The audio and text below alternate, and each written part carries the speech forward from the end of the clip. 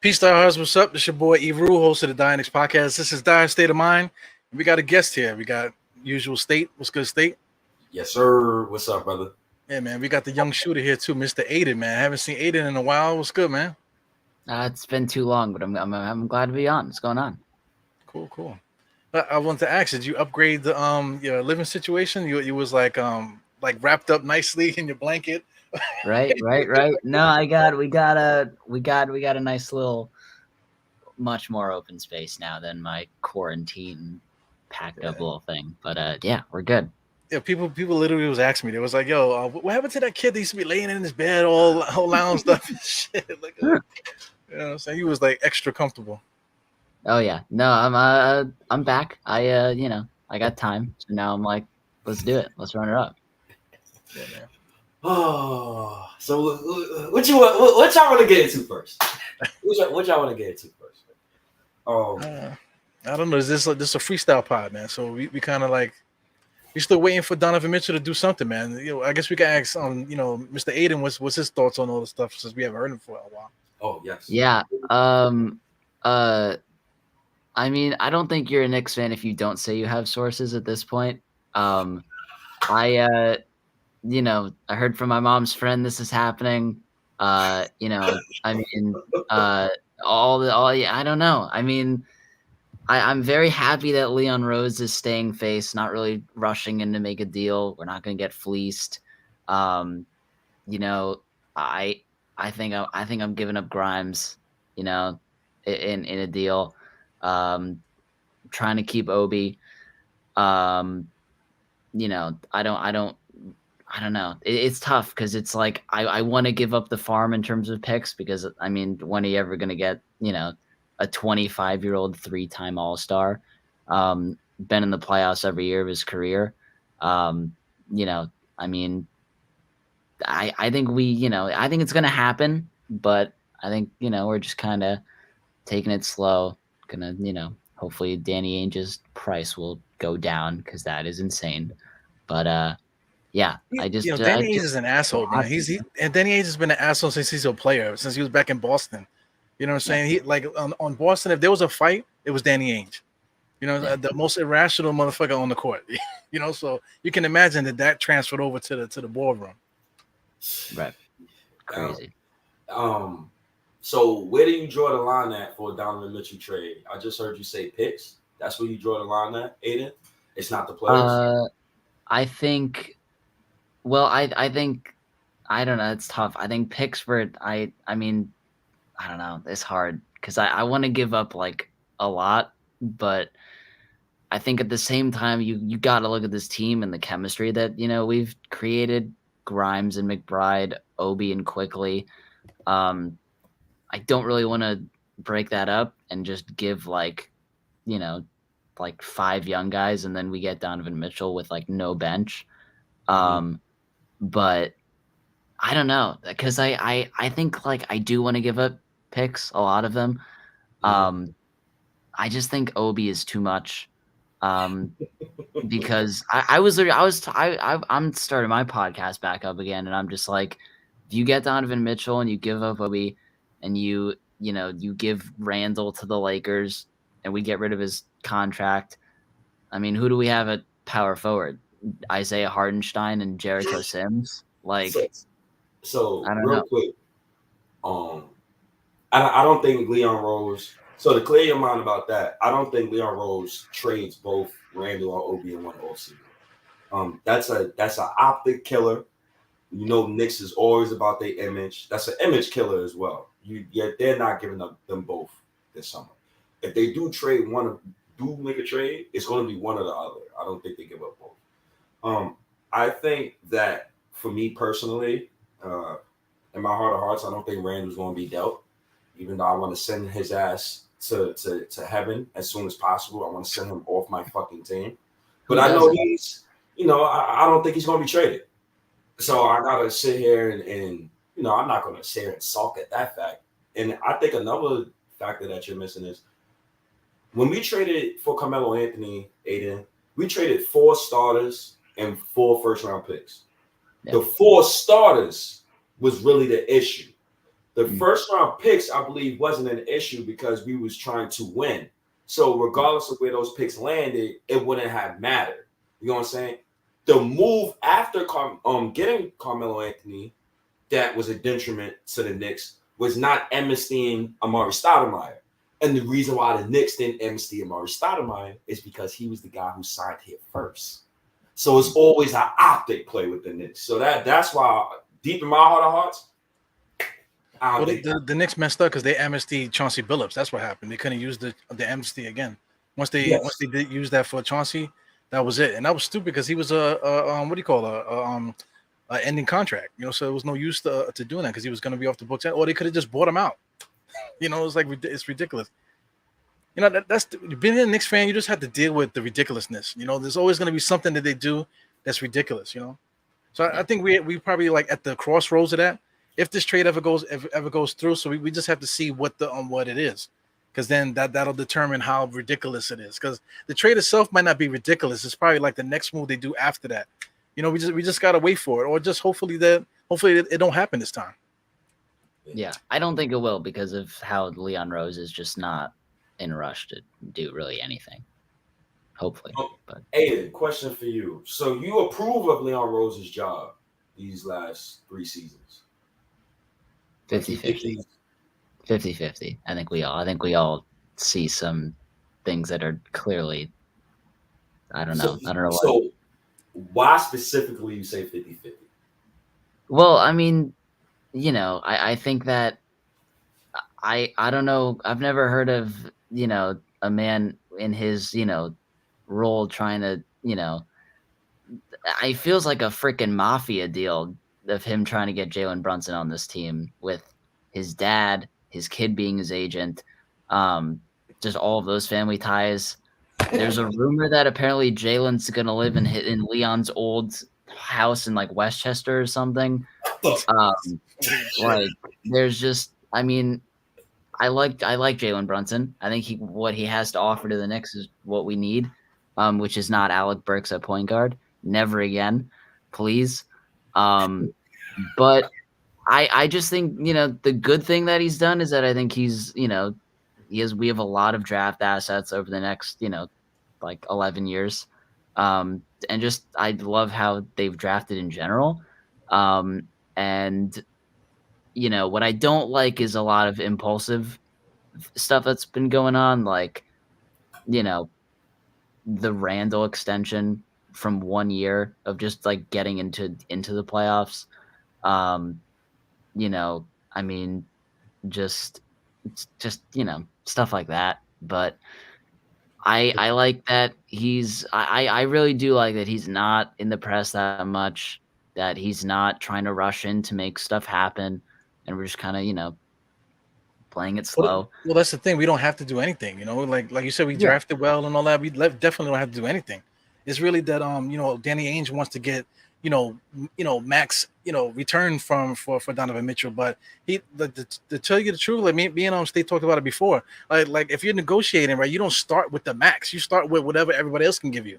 We'll start there where everybody else can give you, and then maybe we can negotiate the extra shit. We're not just going to give you the 8, draft picks off the rip, because that sets the market. And Leon Rose is the master at that. Me and State were talking offline about the Eddie Curry thing, right? The Eddie Curry's he stopped Eddie Curry from signing that contract where it was supposed to give him like $400,000 for like the next 50 years for the rest of his life, for 50 years or whatever. So I mean, he made him stop because the foresight of him being like a lawyer, like he was thinking like, listen, that's gonna be bad for you, because all they're gonna do is stash your money and get the what do you call it, interest off it, and then they'll make money off the money they're supposed to be paying you, and then it's gonna force the rest of the league to sign contracts like that. So that's Leon Rose. Leon Rose has foresight in the moves that he makes. So, I'm not really worried about it too much on our end as far as negotiating is concerned. But it's really Danny Ainge. If Danny Ainge wants to do something, then it's up to him to step up. Yeah. My thing is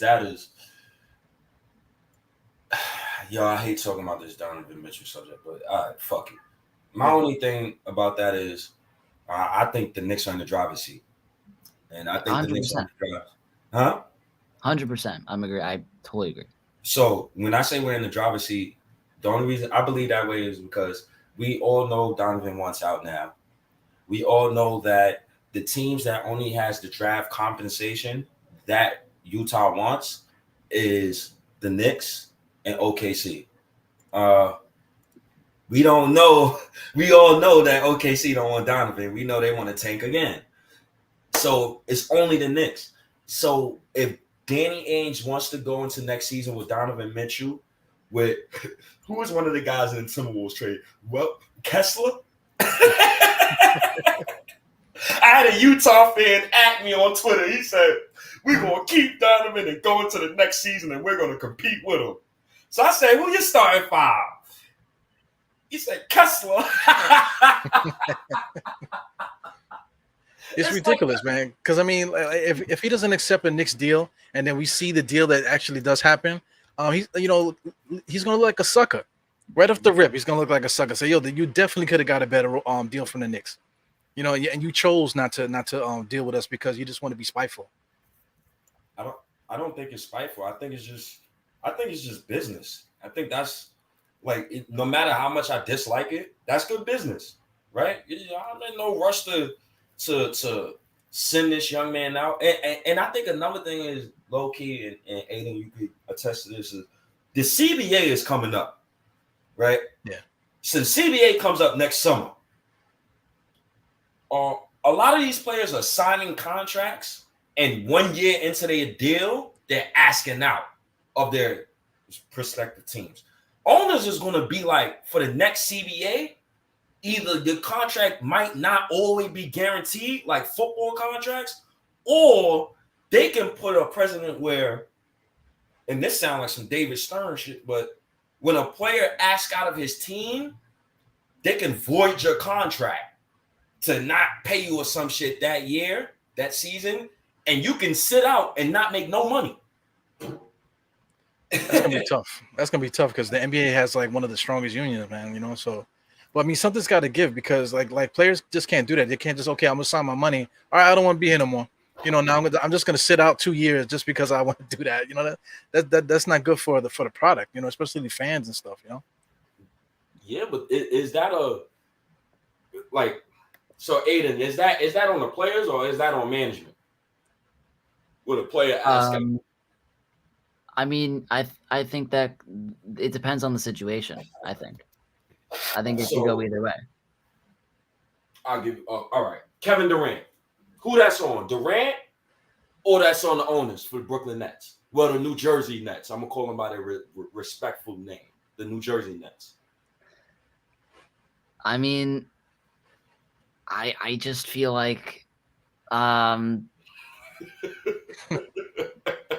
You see how you gotta think about that? Yeah, because I mean, I guess you could say management. I mean, look at how that they orchestrated that team and look at everything that's happened. Kyrie sitting out, James Harden leaving. I think who would want to play with Kyrie? I wouldn't. I'm very happy, that we avoided that situation.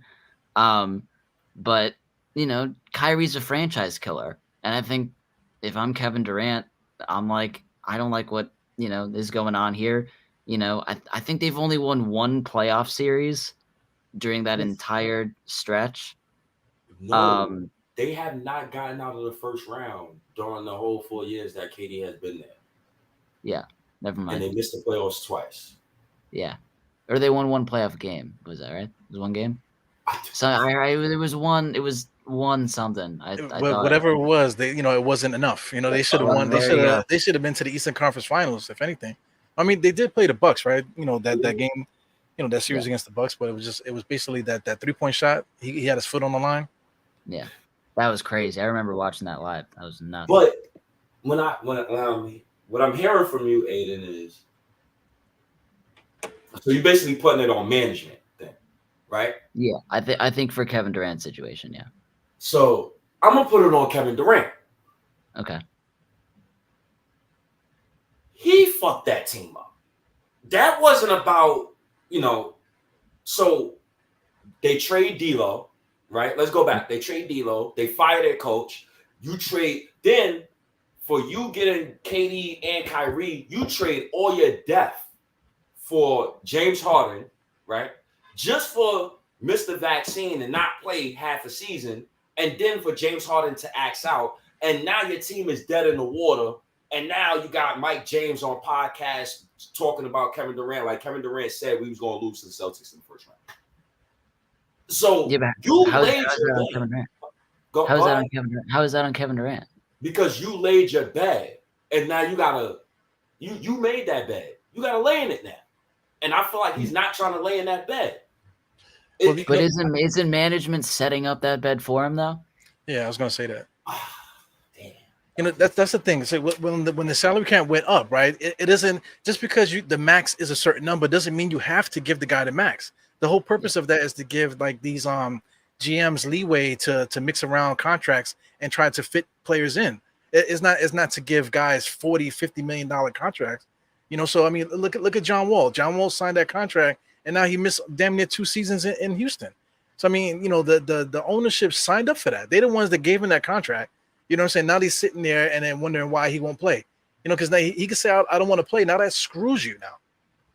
Yeah. But it's going to be exciting him on the Clippers. I think that'll be cool. Yeah, I think so.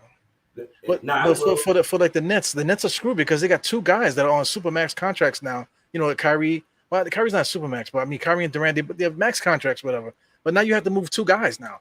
So how do you do that? And then they got Ben Simmons too, who's another freaking crackerjack.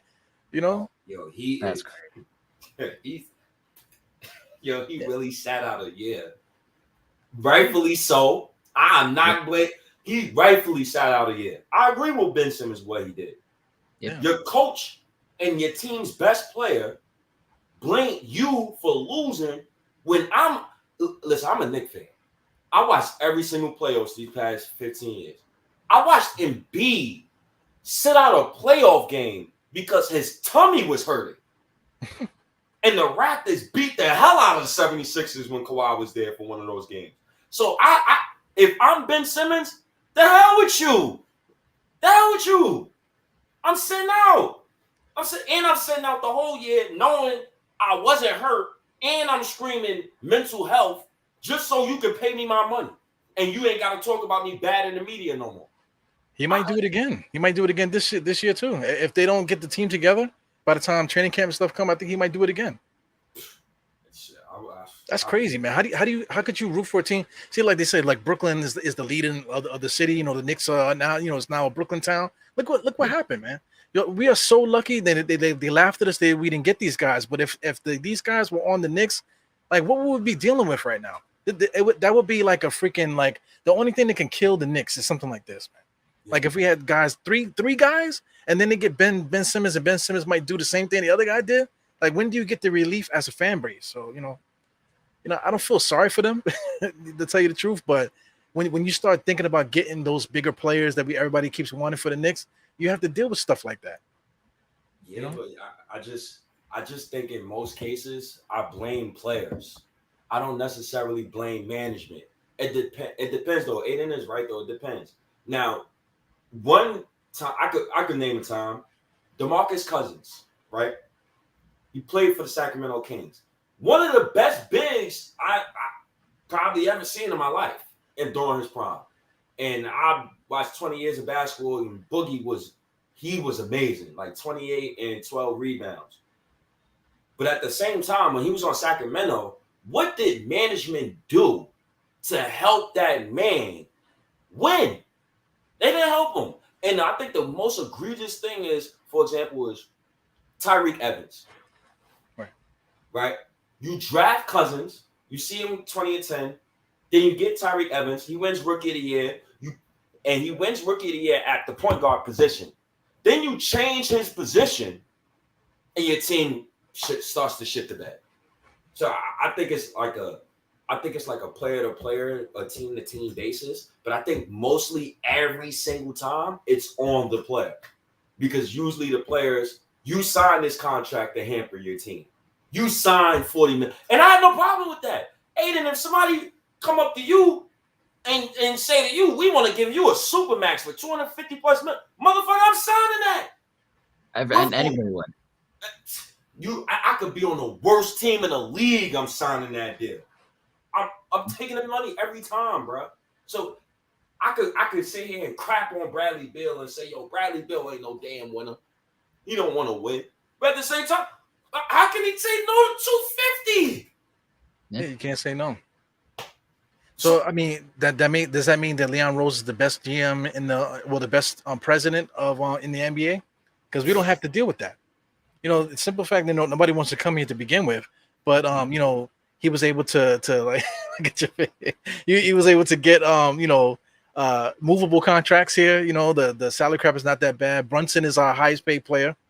You know what I'm saying? We still got all our draft picks going forward. Like, if we don't make this Donovan Mitchell trade, even if we make the Donovan Mitchell trade, we still have the opportunity to fill out the roster even after we do it. Yes. Yeah. Aiden, I think me and Ebro already have our in this Donovan Mitchell deal. I think me and Ebro already stated who we absolutely would not give up in this deal. I think for Ebro, he just don't give a fuck.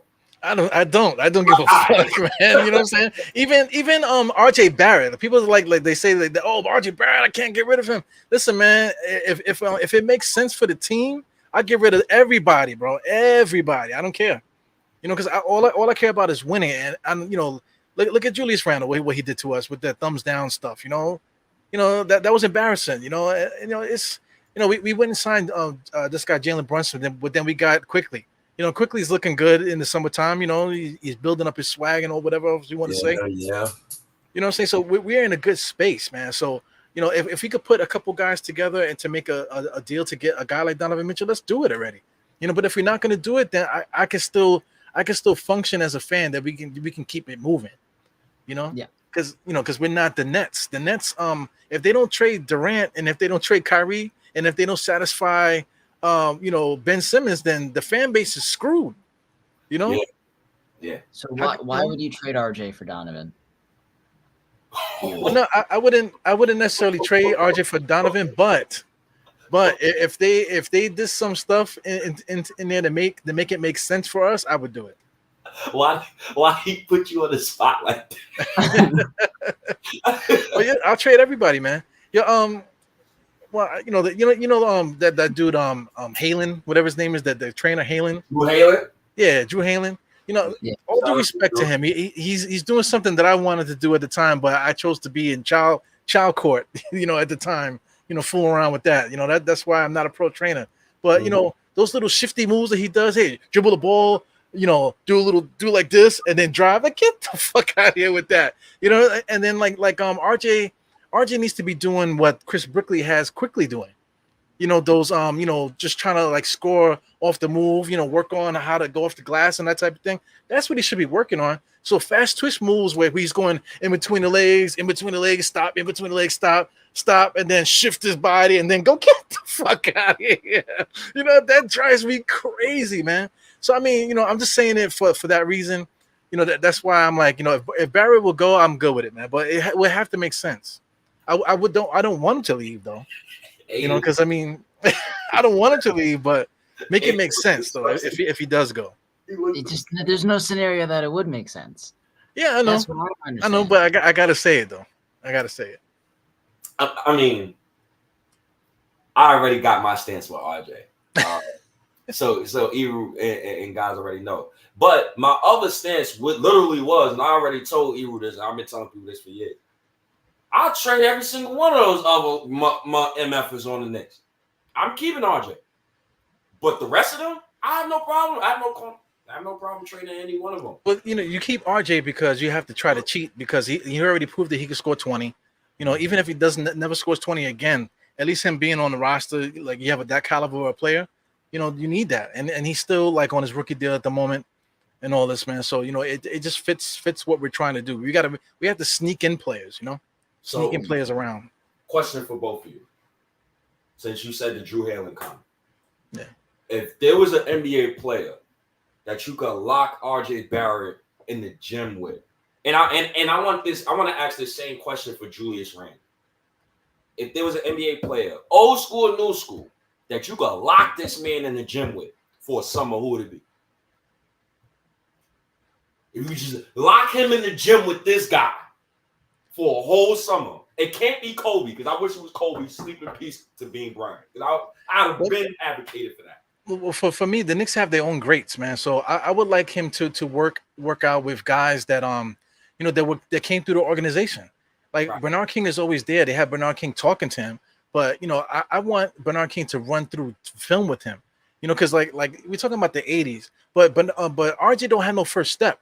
That's why Lee Hanlon got him dribbling the ball and doing, and then go, that ridiculous nonsense. Like Bernard King used to make one or two moves, spin, whatever. He had an awesome first step though. But he can teach him stuff about footwork and post moves and things like that stuff. These are things that RJ doesn't have. A lot of times when RJ drives hard to the left, he's dead. Because he's going all the way to the spot, and if they stop him from getting there, then he's gonna throw up like the little. Question for you, Steve.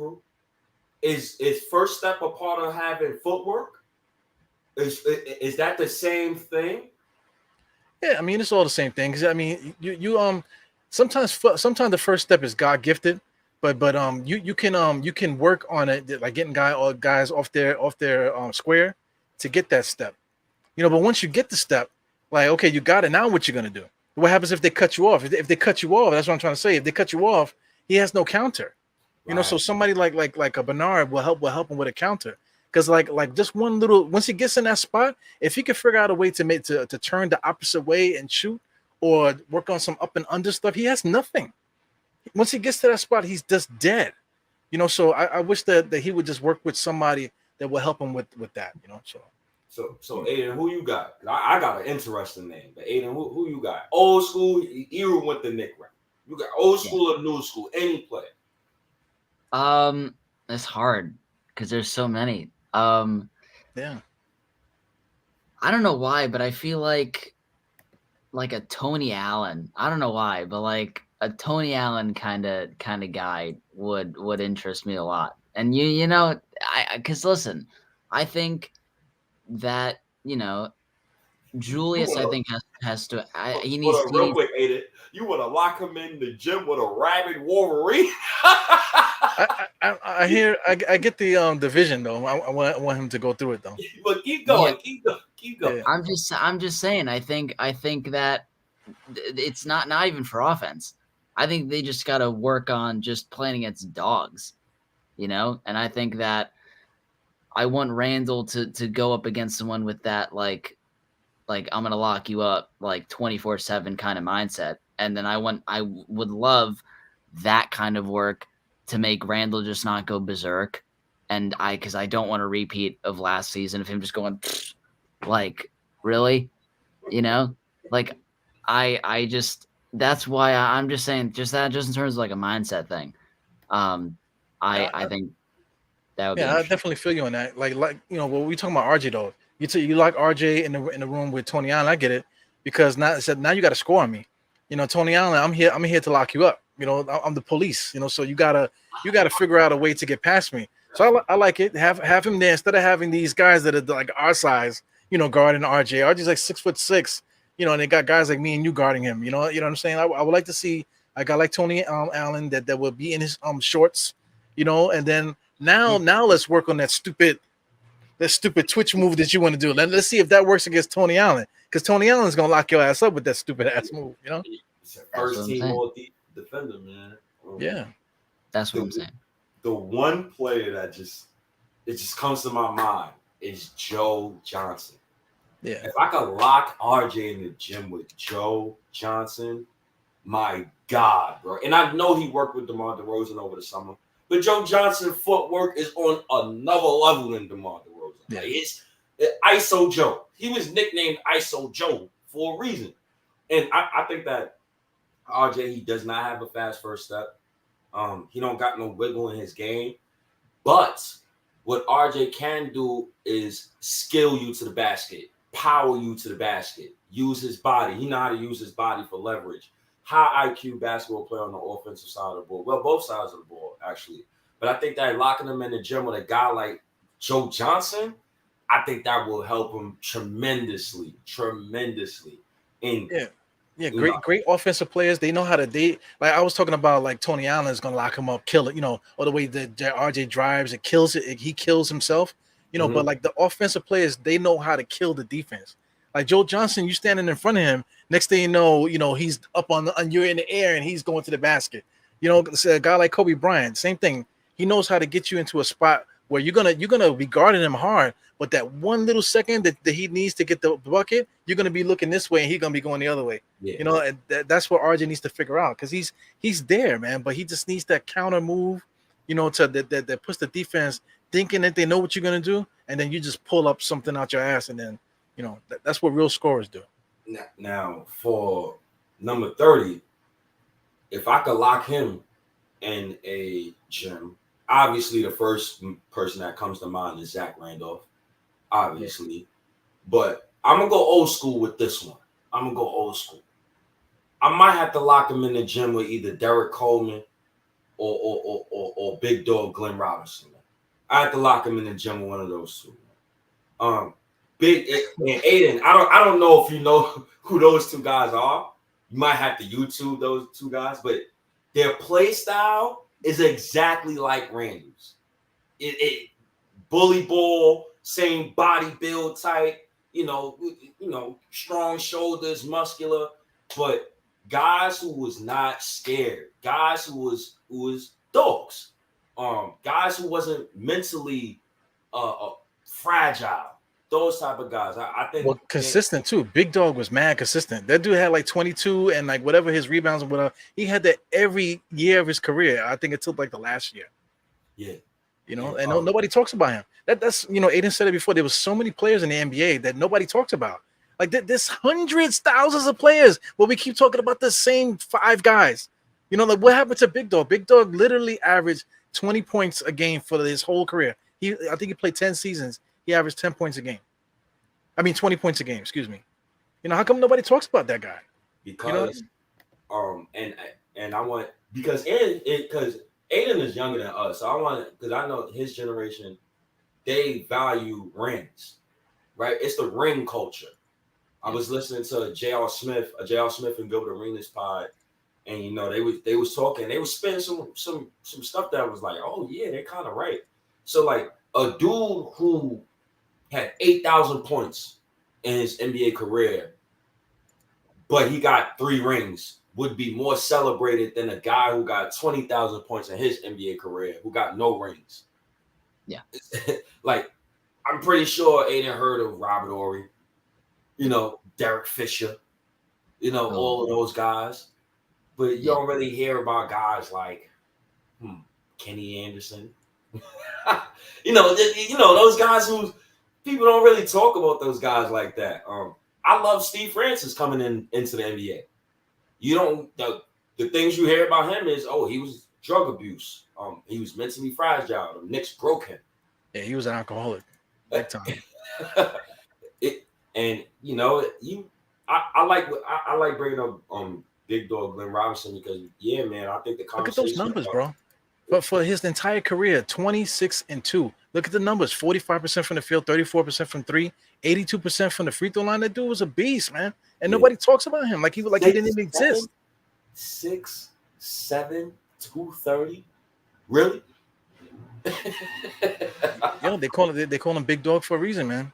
Oh man. Look, the chosen one. That dude, he been doing it. Like, he kind of remind me of RJ a little bit, except that I wish that RJ had his bag, to be consistent like that, Yeah, RJ has no bag. What, Randall don't have a bag either. We got a bunch of dudes who's just bagless. Yeah.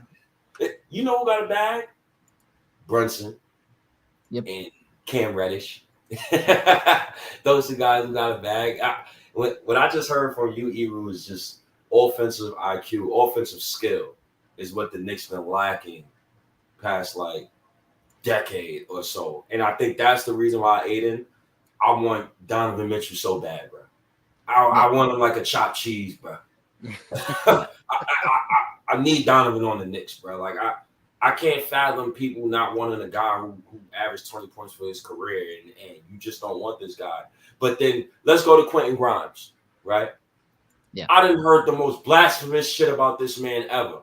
And it's starting to give me Frank Ntilikina vibes. I remember arguing with Eru on this podcast, and I seen your face, Aiden, and I'm gonna get to the reason why I put the comparison between the two. And that has nothing to do with on-court basketball. It has to do with how we treat this man, right? We're calling this man Klay Thompson and Ray Allen and Allen Houston, and he just averaged 6 points and shot under 40% from the field and under 70% from the field. Even who that sound like? It sound like somebody that we probably could trade for Donovan Mitchell. It sounds like Frank Ntilikina when I said no, I didn't want to trade Frank for Anthony Davis. Do you hear this, Aiden? Yeah.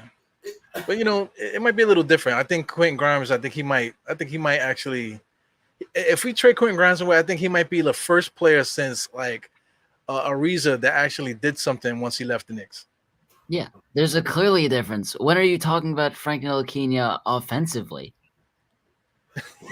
You see, Aiden said, "What you talking about, Frank?"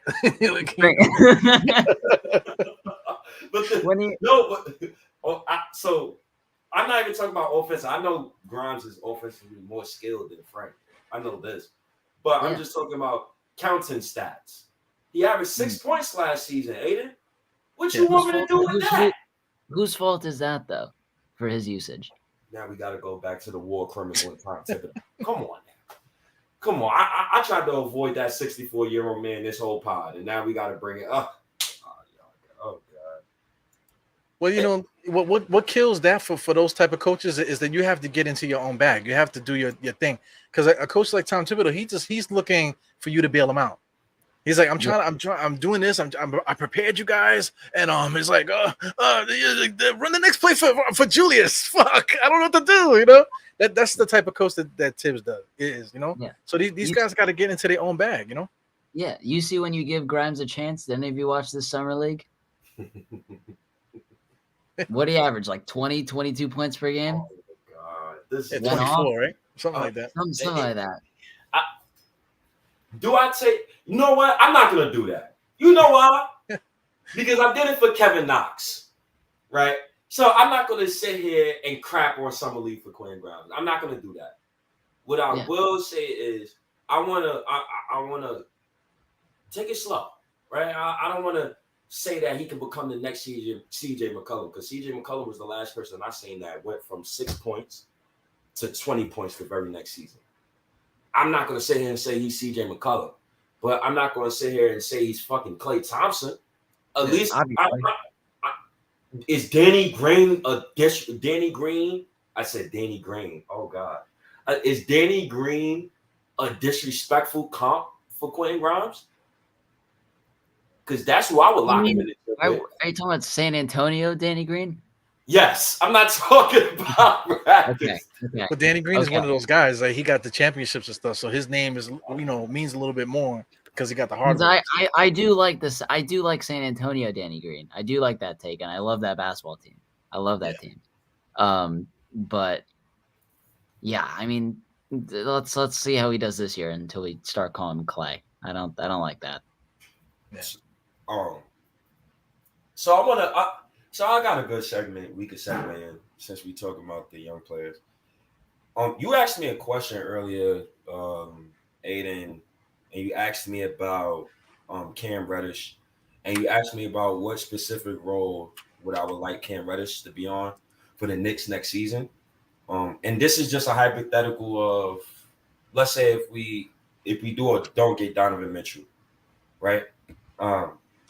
The person I think about is, and I think I told Diehard this off camera, but was 2016 Andre Iguodala.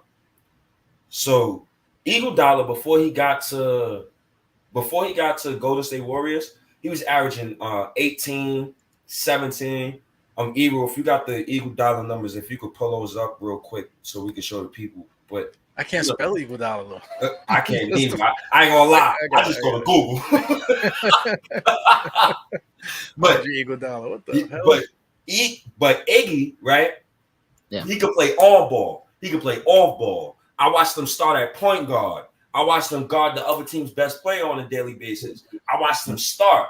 I watched him come off the bench. He provided whatever his team needed, right? He provided that. And he sacrificed stats for hardware. So I will forever respect Andre Iguodala.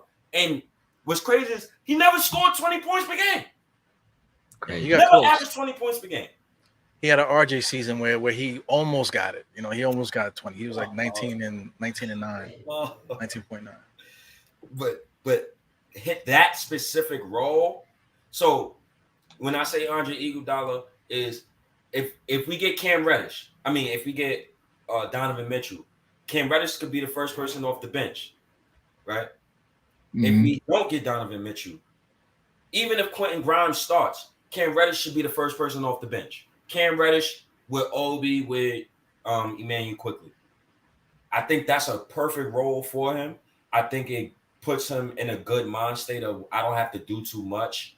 And also I think it lets him grow easily. Because I don't want Cam Reddish to. I think the one thing I don't like about Reddish is he takes bad shots. Yeah. He takes a lot of dumb shots where I'd be like, what the fuck are you doing, Reddish?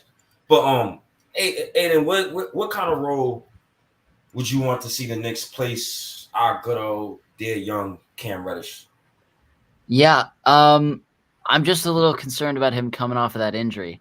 I don't know if I want him to be, our first option coming off of he break his shoulder last year. I think it was he had a shoulder issue. And I think he had an ankle issue. Shoulder and an ankle issue. Yep. Yeah. So I mean, I saw you posting him videos of him in the gym, put in work this summer, but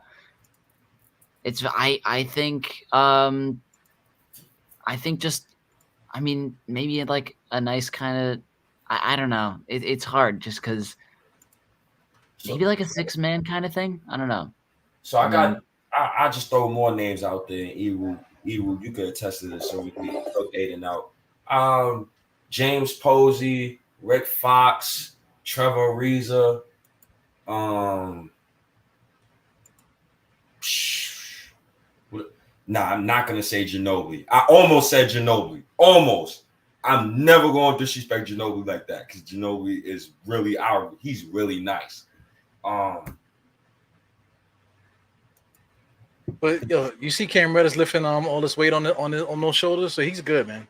Yeah. You got to be good. And man, I really like the kid, man. I think he's the most talented on the team. I think he has the highest ceiling on the roster. I love RJ Barrett, but we talking about like total ceiling.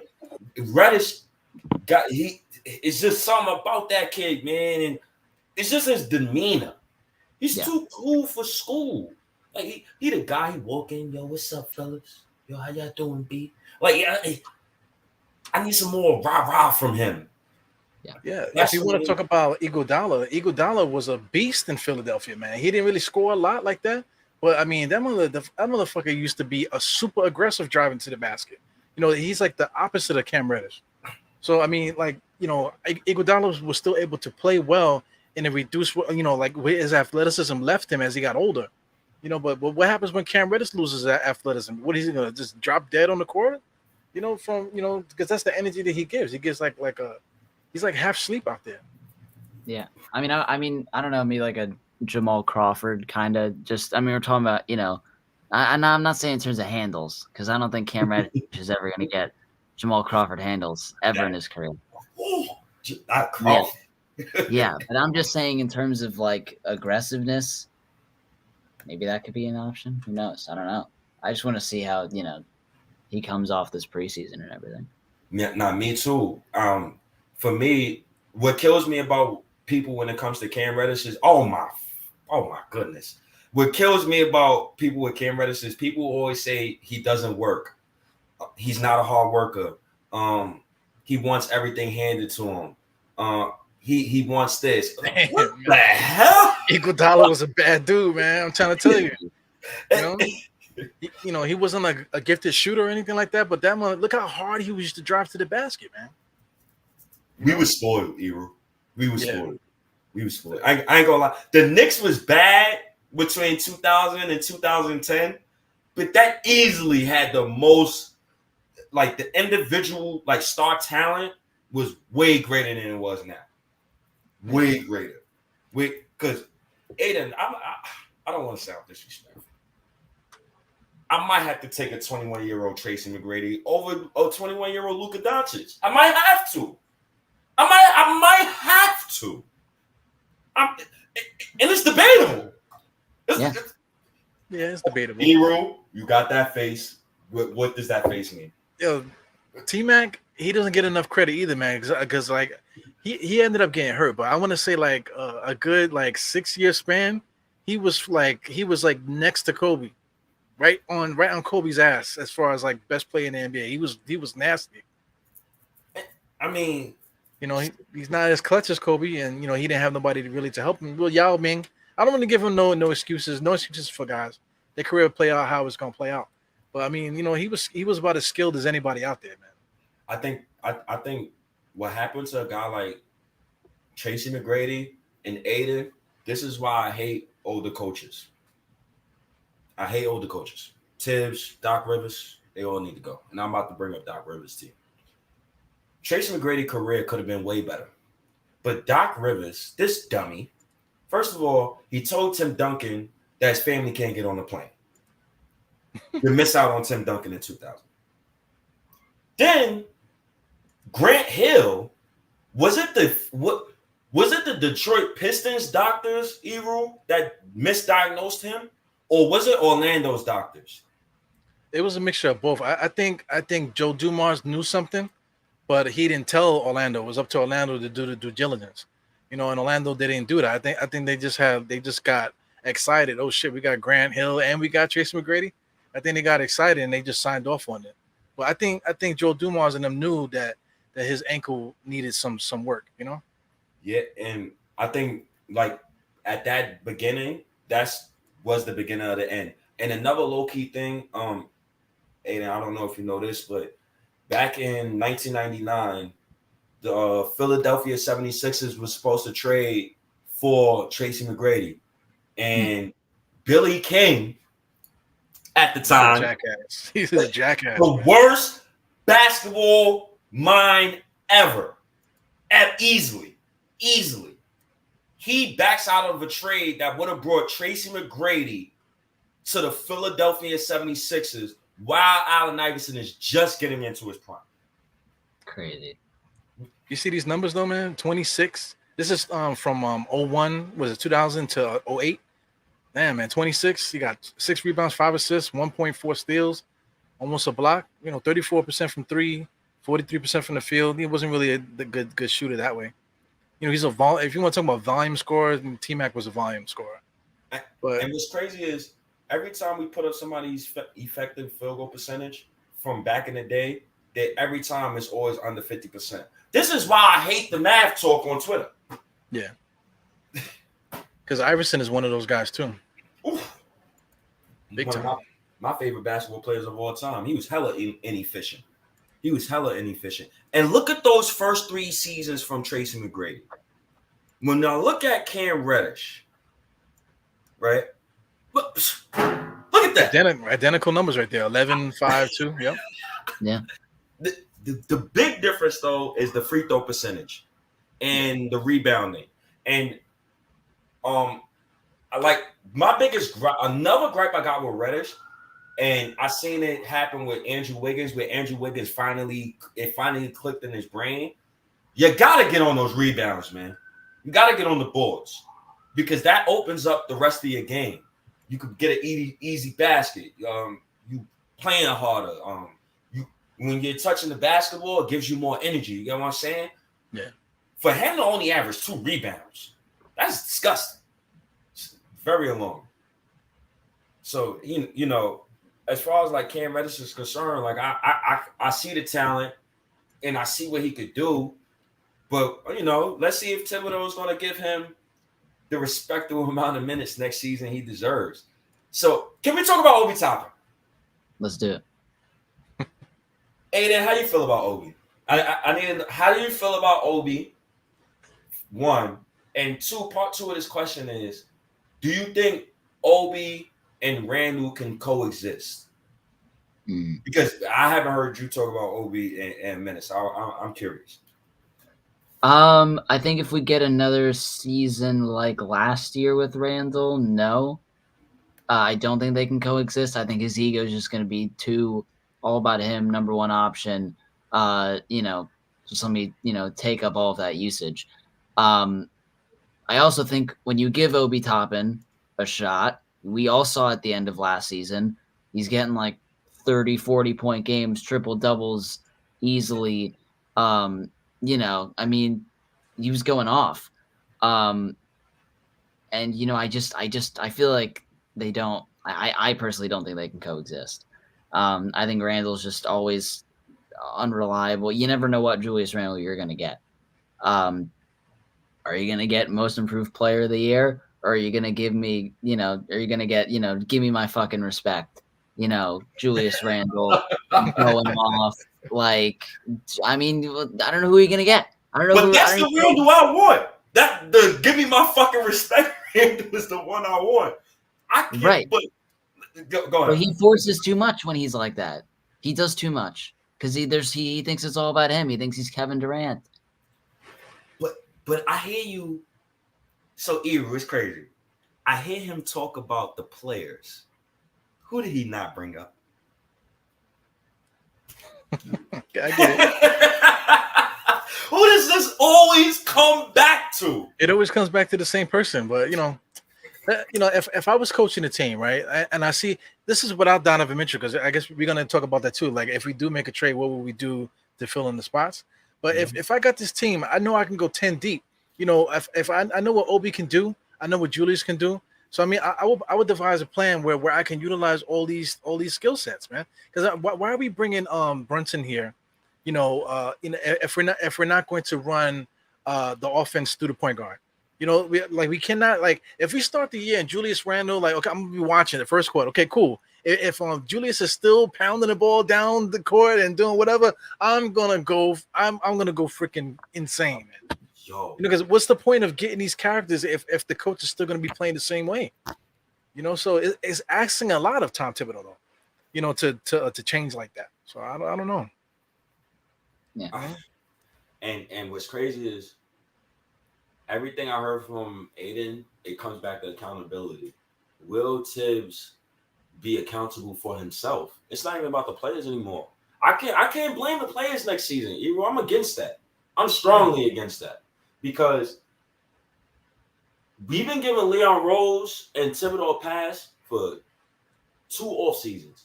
I'm not giving Leon Rose a pass this off season because you can't tell me that you give your nephew, who is a non-all-star, and the Knicks breaking another record once again, is the first team in NBA history to hand out a $100 million contract to a guy who's never been an all-star, and that's your only move for something.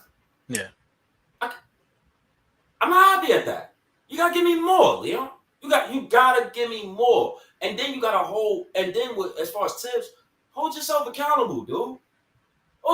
You can't come. You stop the fucking lying, man. You can't come on here and tell us that we don't watch film, bro. That is nonsense. That is garbage. Yeah, we tired of watching the same shit every possession. We tired of watching the same thing. It's a big question because Obi Toppin and Quickly already showed us that what they did at the end of the season works. That could work. That could be something that we could take advantage of. So we absolutely need to take advantage of that. So we decided to get Brunson in here. That's all fine and dandy. But Brunson is here. So Brunson the offense needs to run through him. We need to take breaks off of Julius and then get that rotation going where Julius is not playing like the whole first quarter and damn near the whole second quarter. You know what I'm saying? We need to take advantage of Obi and Quickly what they could do. Everybody's getting better. Cam Reddish is getting better. You got Quentin Grimes. We need to take advantage of all of our guys because we literally can go 10 deep. We could start our bench, the quote unquote bench. Obi Toppin, Cam Reddish, what's it that Hardenstein cat, quickly and Grimes. We could start those 5 guys. You know what I'm saying? We could start them. I think it's all about roles and putting players in positions to succeed. Now, when it comes to let's say, see, it's all about putting your players in positions to succeed. This lineup can work. Yeah. I remember when I originally told you. Yeah, I originally told Eru, and Eru could attest to it. I told Eru fucked up. Straight up told him, y'all, I'm good. I'm good.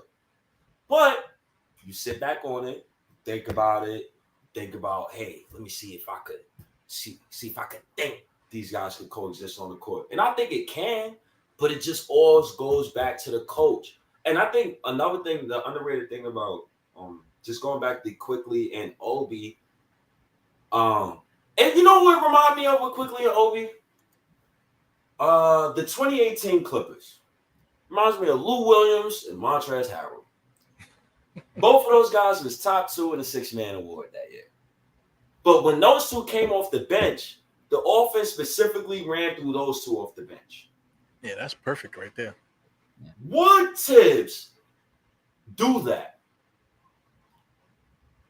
And this is my problem with Tibbs and Leon Rose. You got Evan Fournier and Derrick Rose still here. Why? Well, I just gave you a beautiful comparison for Obi and Quickly to come off the bench. Why is Rose and Evan Fournier still here? That it leads us down to that role too. Like I just put it up a little earlier. I forgot Donovan Mitchell was in the picture, but that's the reason why we got to trade for Donovan Mitchell. You got to, because I mean somebody got to go. Rose got to go. Fournier got to go. Somebody got to go in order to consolidate what we got. Because when I talk about the Knicks go 10 deep, I don't even mention Derrick Rose, and Derrick Rose is still a good player if he's healthy. Yes, so that's another guy that so we can go literally 11. Because if you add Jericho Sims to that, we can go 12 deep now. Everybody can't play. So that's why a Donovan Mitchell trade is interesting, because we get to chop a couple guys off just to loosen it up a little bit. Because I mean, other guys still need to play. Yeah. But shout out to Ralph. I knew Ralph was going. It was bound to happen, man. It was bound to happen. Shout out to Ralph, man. Raph. That's his Twitter name. Your name Ralph. Your name ain't Raph. Your name is Ralph. But that was the comparison that I had for those 2. But just thinking about this Donovan Mitchell trade. So, Ewu, can you put up the free agency for wings again? So we can get back to this conversation again? Because now I'm a little more open to the conversation of that we had about 2-3 weeks ago. Because 2-3 weeks ago, I was not. Yeah, that's the thing. I can't find it. It was like fucking 2 weeks ago. So I'm like, man, looking for the. Because I think it was Tommy D that put it up, right? Was it Tommy D or one of those Tommy D or Tommy D? Yeah, it was one of those. They posted like whoever was free, and there was a couple good names there. A couple good names there that were free. So outside of Obi, Aiden, you saying that you don't mind giving up some other kids in order to get Donovan Mitchell? Because if you don't mind, then you got to look for players who can fill roles to replace these guys on minimum contracts. So, do you have any names that you can think of off the top of your head that's in free agency right now that after the Donovan Mitchell trade you think the Knicks can look at or should look at? For sure. I gotta look up who's still available, because I mean, I feel like you're on the Carmelo train, right? You're for bringing back Carmelo to New York State. Oh yeah, but what is that trick? Why do you think? I think everybody wants him back. Is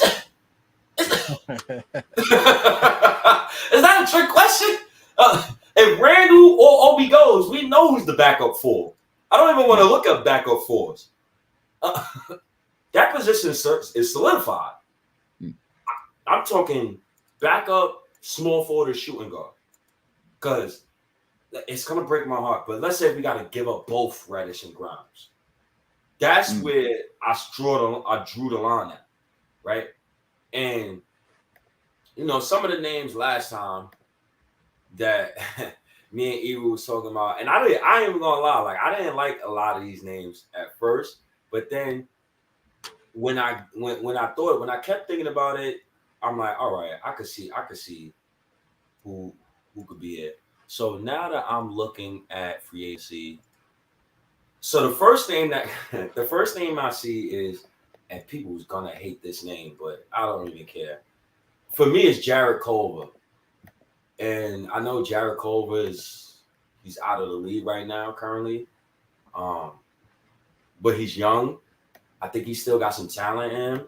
And Jared Culver was also a guy that, a couple years back, the Knicks was flirting with for their draft pick. And I think the connection is still there with the Knicks. And I think it's somebody like a reclamation project that we could take a chance on. And let's say if he's not producing at the moment, at that stage in time when we put him on the court, we all know that Tibbs will just overplay Carmelo Anthony to compensate. And I have no problem with Carmelo Anthony playing over any young guy on this team. Yeah.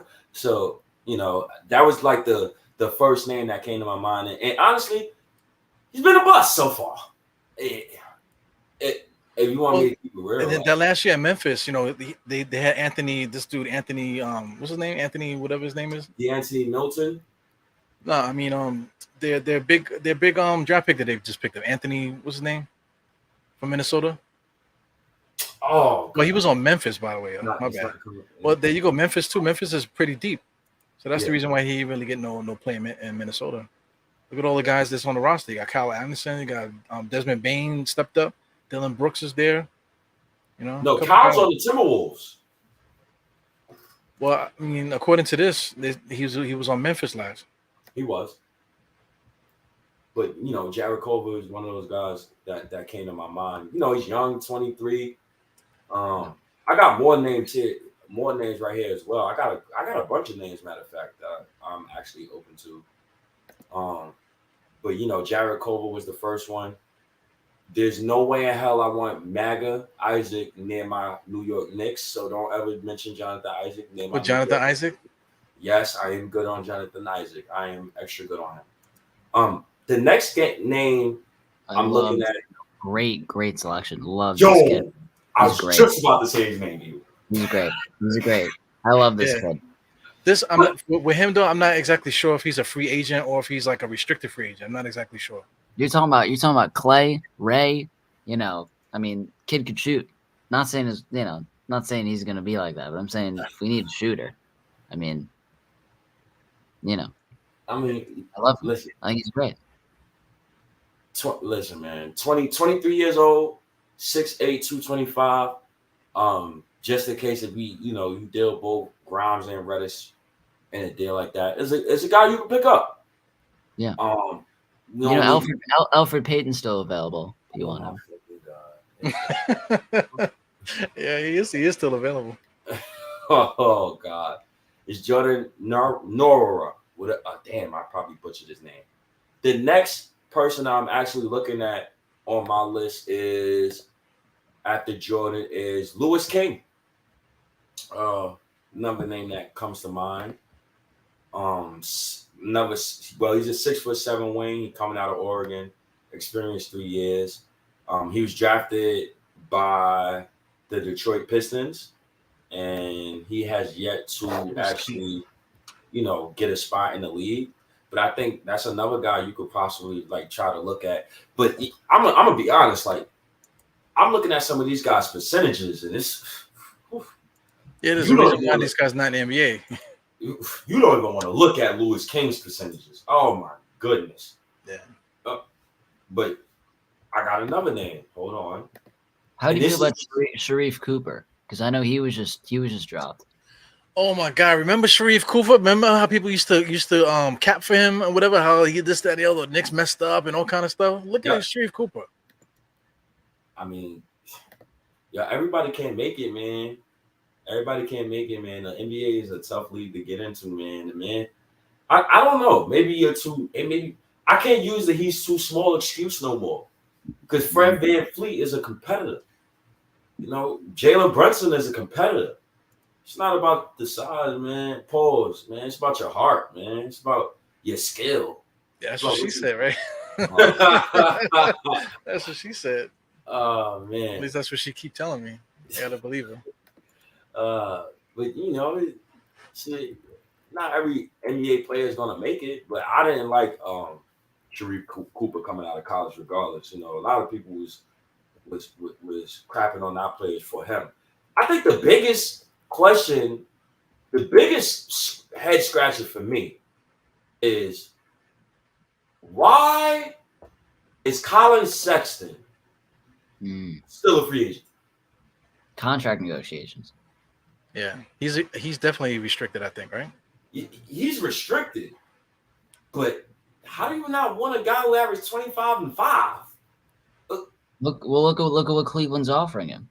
Yeah, Cleveland kind of messed up. They kind of made themselves look like an asshole a little bit because they can offer him that and he's not going to take it. But then now you make him look bad because he can't really sign anything because everybody knows that Cleveland probably gonna match it. I disagree with that. So Aiden, you think if a team threw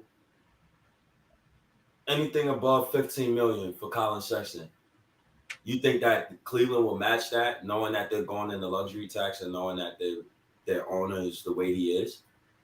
It's a good question. Even better question: would you sign up for 15? If I'm the Knicks or if I'm Cleveland? If you just anybody, any team in the NBA. He's a baller. I wouldn't mind. I wouldn't mind. Yeah, he's solid. He's stuck in a bad spot though, because he just came off an injury. He has no leverage really. Cleveland gave him a low ball. Like I said, Cleveland made themselves look bad when they did that. Because they gave him a low ball offer, and now he's like, "Look, I'm not gonna accept that. Come on, man. What the hell are you doing?"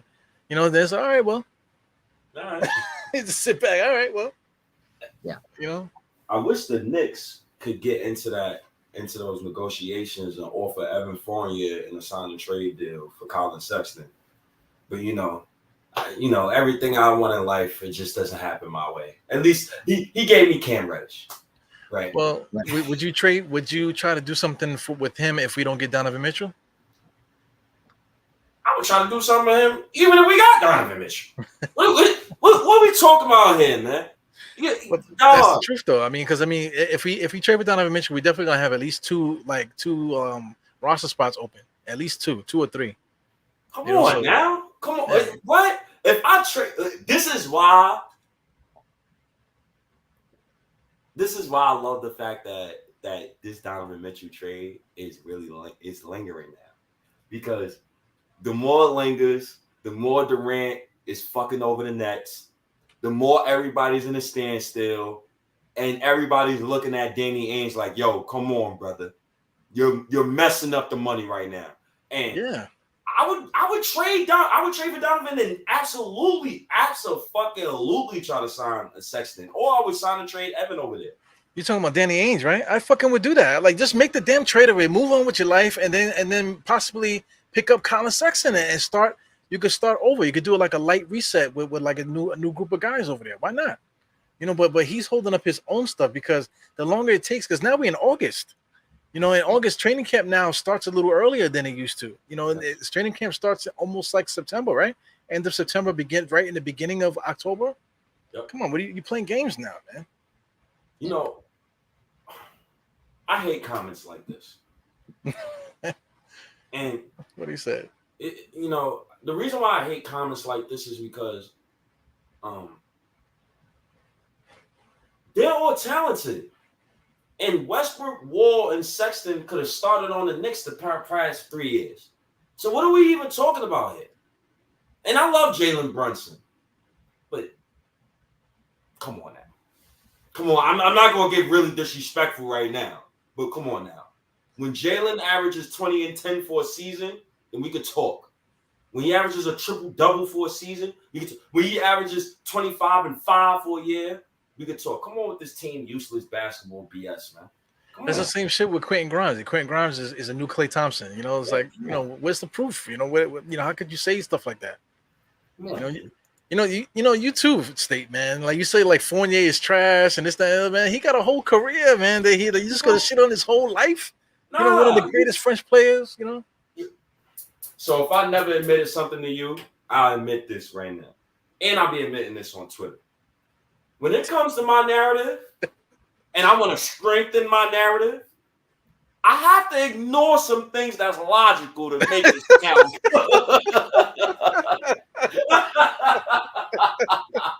I get you. Yeah, but I mean that makes it fun though. That makes it fun. Yeah. I mean, he's a good player though. It's not even him. It's just like when people call Colin Sexton the shooting guard. It's like I understand he's talented, but his use for my team at this current moment, I don't need him on my team. That's all. And Ralph laughing. Y'all know this. Y'all know because y'all do it. Everybody does it. That's why people on Knicks Twitter kill me. But you are the greatest at it though. I think you're the greatest of all time when it comes to that shit. Admit it though. I have no problem admitting it. I have no problem saying, look, I have an agenda, and I'm only bringing up certain points because of my agenda. Come on. Yeah. That's why I love doing pods with you, man. You're just a crazy motherfucker, man. I'm a realist, but we always gotta have an agenda. Always. Y'all know my RJ agenda. He's gonna be a Hall of Famer. Come on, y'all know he's gonna be an all-star this year. I'm telling everybody that. I see he has to, go off this year. It's year 4. Yo, RJ, right? Yeah. Contract year and all that. Yo, if he don't become an all-star this year, I'm gonna be so disappointed with him. Yeah. I'm gonna be so disappointed in him. And that's just me holding him to standards. Yeah. But it's a lot of things too, man. Because Quentin Grimes, not Quentin Grimes. Well, Quentin Grimes quickly, and these guys, they got guys in front of them now. If we trade for Donovan Mitchell and we keep Quentin Grimes, now Quentin Grimes got Donovan in front of him. So now he got to prove to the Knicks that listen, I belong here still. You went and got Donovan Mitchell, but I'm still here too. Same thing with quickly. Huh? We're not keeping Grimes. He's gone. Have fun in Salt Lake, but he's not. No, he's gone. Yeah. No. He's done. That's the big thing, man. Here's the thing too. The Knicks keep putting out mixtapes for players. They just put out another one with Deuce McBride. They just did one, a documentary series they've been doing. Yeah. I mean, so what's the point of like filming these documentary series if you're gonna trade guys? So they made one for Quentin Grimes. They made one for Deuce. Yeah, Well, did you see the Jazz put out Donovan Duncan on the Knicks today? On Twitter. They playing with us, yo. Yeah, they're playing games. They know what they're doing. Yeah, they traded they traded this guy Frenchie over there to Minnesota for like a bunch of bullshit. You know what I'm saying? So stop playing games with us, man. Come on, man. That's Danny Ainge. Like you guys don't remember. I don't know if you guys remember Danny Ainge as a player, man. Danny Ainge, he was like, he was just that dude like that smelled like balls and freaking like Budweiser. You know what I'm saying? On the park, like, man, get the fuck out of here. But he won't stop. So you can't stop playing hard on him. You can't stop playing D. He just that stink fucking Budweiser smelling motherfucker that you just can't get rid of. Question: was he the basketball equivalent? No, that might be Kurt Rambis. Was he the basketball equivalent? If you want to compare, I'm gonna give you a football name. Was he the Vontrez Burfict? Old school basketball. Hey, do you know who Vontrez Burfict is? No. So he was a dirty linebacker for the Cincinnati Bengals. This motherfucker was dirty. Now, like dirty. Like when you done with this pod, look his name up. Vontrez Burfict, Cincinnati Bengals. I know I'm saying his name wrong. And look how he hit people. Yeah. Was Ainge like that? He was like that. If something was like if you came across a lane, if it was a tight game, real physical, if you came across the lane, Danny Ainge would be scratching your eyes, or when you go through there, he's grabbing your nuts, he's giving you elbows and stuff. Starting fights. Throwing. Back then, they didn't throw guys out for fighting. So. That was the Celtics, whatever. But I mean, those type of players, we were talking about goons and stuff like that. Those type of players don't exist no more. That it's just a different era, a different time now. Guys are not gonna put it all on the line like that and start fighting and shit like that. It is in this era. It's just not the people who you think it is. gonna give you an example.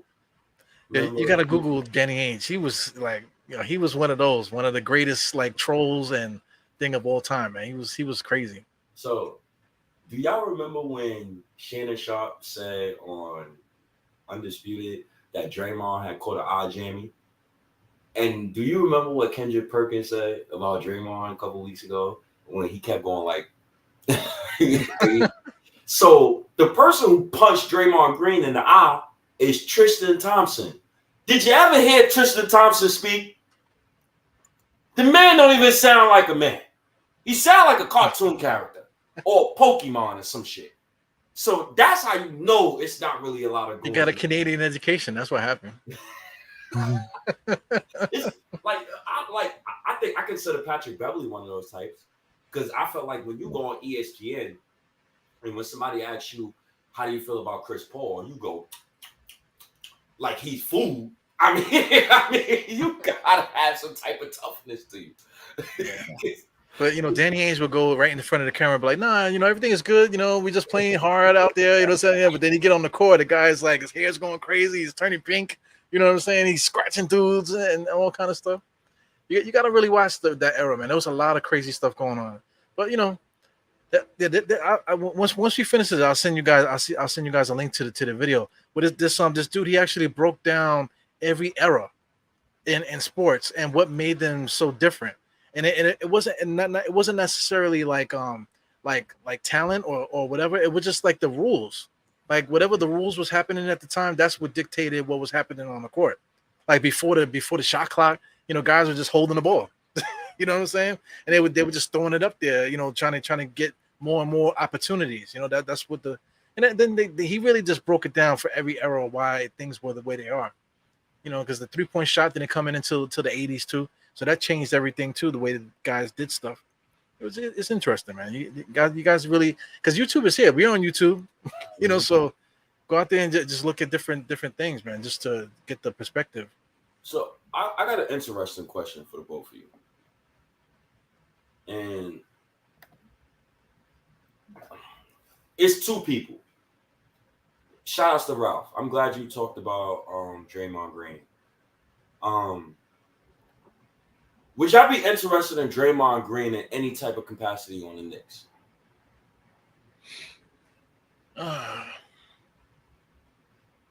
Yeah, but I mean, he's getting up there in age.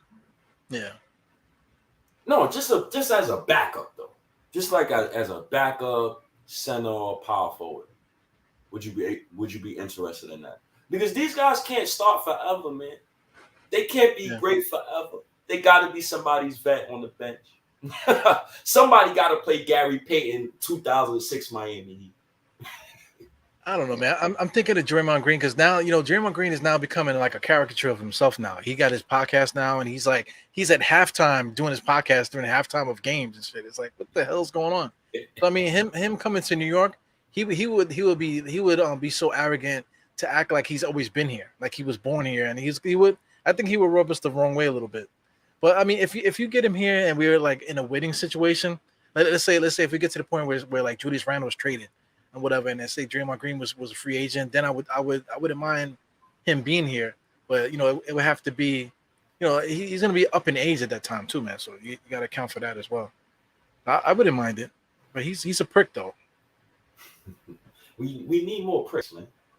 The prick that we currently have on the Knicks doesn't act like a prick towards other teams. He acts like a prick towards his own teammates and laptops from assistants. Yeah. So hopefully he matures, and I'm hoping that he matures. I got another scenario for y'all. I mentioned LeBron James. So Aiden, I want to throw this at you. What I threw at you. Let's say we do trade for Donovan Mitchell, right? Yeah. LeBron James will be a free agent next offseason. And how would you feel if Leon Rose tried to get LeBron James over here on the New York Knicks? But this is hypothetically speaking. Let's say the Knicks get Donovan, and we make a deep playoff run, and we get to the second round of the Eastern Conference Finals, and LeBron says, "You know what? Fuck the Lakers. I'm going to a new team," and he's going to be 38. Yeah, I don't think he's going to want to leave unless Bronny's going somewhere. But Bronny, here's the thing. Bronny is not eligible to be drafted until 2024. Mm-hmm. LeBron is a free agent next offseason. Right. So he can facilitate his son coming to the Knicks regardless. The thing is, can the Knicks get to that point to where we can attract somebody who is willing to come here for a vet minimum? I'll give you a problem. Now, before you go, Aiden, I'm going to give you an example. David West. David West said no to $20 million from Indiana, and he went right to Golden State for the vet minimum. So how would you feel about that LeBron James whole situation I just laid out? It's interesting because I feel like the LeBron James train left when he, decided to pack his things to South Beach. For me personally, I just feel like, what is a 40-year-old LeBron gonna do? I mean, unless we're talking like Tom Brady to the Buccaneers, like he's on that level though. That dude, yeah. He's got to be doing some vampire shit, going to Germany or Latveria or Transylvania, wherever the fuck he's going to get those fucking blood transfusions that he been getting.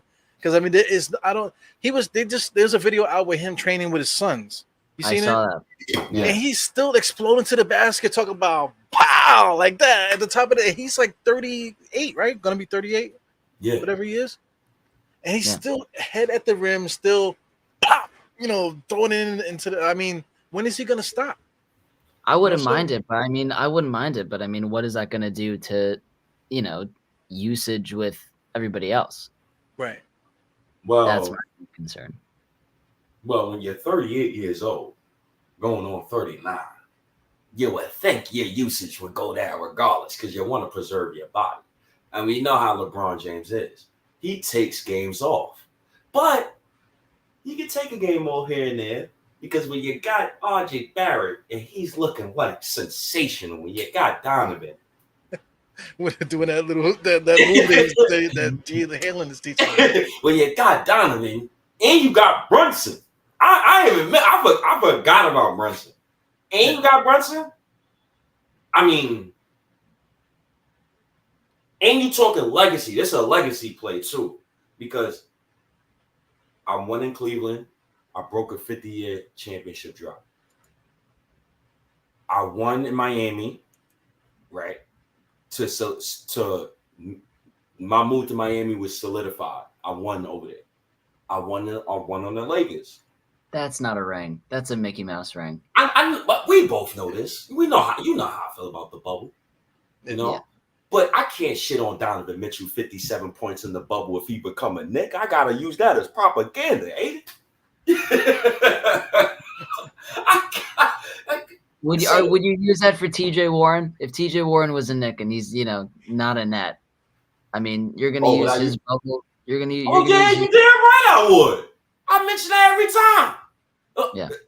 I throw out RJ's 46 points. I throw that out at everybody like a Tom Brady pass. So the reason why I like using narratives to strengthen Knick points is because the media is against us, bro. They don't fuck with us, bro. I have not watched ESPN in years. Literally.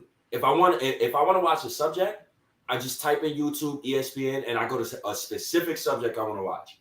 I haven't watched ESPN in years. So, and ESPN always shits on the Knicks. You remember back in 2018 with the Kevin Durant and stuff?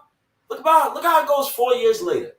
Julius Randle has more points, rebounds, and assists than Kyrie and KD. Yeah, but that's not. I don't think you can use that stat though with everything that's been going on. But didn't I tell you? For the Knicks, it's narrative based, so I can use this. No. But that's an ill stat though, Aiden, right? That's an ill stat. It's a great stat if Kyrie, didn't sit out a year and a half. Right. And Durant too. Durant sat out a half a year also. Right.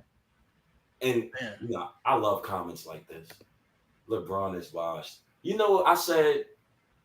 Aiden, I swear to God, I said this. I said Brady was washed 6 years ago, Aiden. So did Max Kellerman.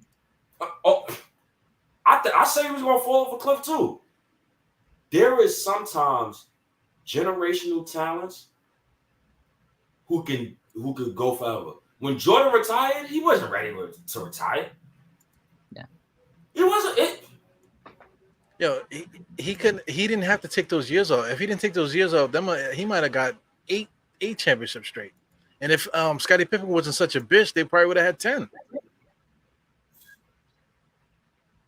You know, I guess it's attrition as well. LeBron in this era, Did you see him at the Drew League? Did you see him at the Drew League? Yes. Yeah, that's a great example against this argument. Yeah, playing against young guys, young hungry guys. Look at these stats, man. He averaged 30 points a game in 2008, yo, and then he just averaged 30 points a game in 2022. Whatever he is washing up with, because you said LeBron is washed. Whatever he is washed with, I want some. You know, what's the stuff they put the Black Panther in? When he put a gnat. Yo, what's the stuff? Yo, hey, you watch Batman? The heart-shaped herb. Ra's al Ghul, he dipped himself in the pit. What's that pit? Oh my God, Ra's al Ghul. Whatever. James does. I need some of that because that is some elite stuff right there. That is very elite, and that's just taking care of your body, man. That's one of the things. That was one of my main gripes with guys like Cam Reddish and guys like Mitchell Robinson. They don't take care of their body. You don't take care of your body if you always getting hurt like that. You always getting knickknacks and all of that. Anthony Davis don't take care of his body. He probably just started. Zion Williamson don't take care of his body. The Lazarus pit, yep. The Lazarus pit. He goes to Germany to crawl into the Lazarus pit. Oh my God. Yeah, I see it though. I mean, you're right, but at the same time, I think LeBron James is smart enough to know that he can preserve his body until the playoffs. And if he want to be ball dominant once we get in the playoffs, go ahead. Look at Mayweather, man. I'm one of those guys. People have been saying Mayweather is trash for like the last 15 years, you know, and he's still undefeated, you know. Same thing with LeBron. People have been saying LeBron, oh, he ain't gonna be doing that his whole career, or he ain't that good, and this and that. Motherfucker is still going crazy at the age that he's in now. He's been playing since he was 18. Yeah. So I hate comments like this too. Oh my God. So Aiden, hey, racing mode. I don't know if you remember, but to go back into Knicks history, the Knicks traded for Antonio McDyess after we traded Patrick Ewing, and in preseason, Antonio McDyess' knee had blew out, and I throw this at you. In fact, you know, this guy put a scenario of what if we trade the farm for Donovan Mitchell. And I don't even want to read it. Don't even read it. I'm not going to read it out loud. Out there, man. I'm not going to read it out loud. I'm pretty sure you read it. What's the matter with you, Kevin? God damn, Kevin. What's the matter with you, Kevin? But how would you feel about that if that was to happen? I mean, when hasn't it happened? Allen Houston, McDyess. Oh. I mean, it's tradition, I think. Oh, God. I love it. I mean, Allen Houston. Thing here. This love dating site. This guy keeps trolling me every show. He chose NBK fan too. He chose he chose everybody. All right, so he's a Knicks fan then. Yeah, he got it. But it's tradition, I think. Look, it's a tradition. So you're used to this, is what you're saying. Oh yeah, I'm used to everything when it comes to this team. Wow. Sadly. Yeah, we've seen it all, man. And I'm 19, basically. You know, it's crazy. I keep forgetting that you're 19, man. You know? Yeah. Well, 19 in 3 weeks, but I'm already. Let's just say I'm 19. You know, it's already there. So you're yo, Aiden is literally the same age as my oldest son. Yeah. He was born September 23rd. So crazy. You guys like a month apart. That's crazy. Yeah. So older Knick fans is telling a 19-year-old Knick fan and Aiden that he needs to watch Quentin Grimes develop the next 2 years at the 19-year-old has never seen winning basketball a day in his life and not trade for Donovan Mitchell, it's blasphemous. Right? I think the only winning basketball time was Knicks tape for me. Yeah, Knicks tape. Which was a beautiful year. I loved every minute of that. And the taste of that was, 2021 for me, 8th seed or their 4th seed, and Randle. I mean, I went to every single home game of that Hawk series. And it was some of the most painful dollars I've ever spent.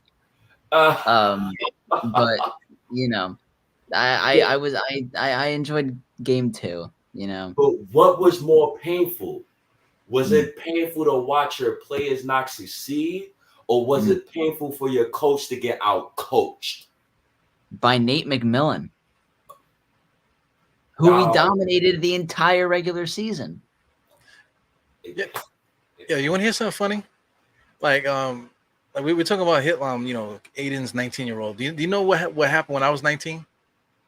We went to the finals and lost to the Spurs when I was 19. When I was 19, we went to the finals and lost to the Spurs. Oh God! So I feel bad. I feel bad for you, man. Like during that time, we were just at the end of Ewing's reign. 13 years, 13 straight years in the playoffs, man. Right. I come from a different. Like I admire you, Aiden, because Aiden, you act like your aura act like you came back. You would like he was out there with me. At that time. That's all my dad. That's all my dad. Yeah, but you got an old soul and stuff, man. But like I see guys on Twitter, like the younger guys in their late 20s or whatever, and they're just crying about nonsense. I just look at it like, wow, I was that dude like a long time ago, like 20 years ago. So I totally get where they're coming from. But until you like really see a lot of basketball, then you can't really have nothing to pull from. You're just pulling from what you know now. You don't want to hear about the past. I don't want to hear about the past.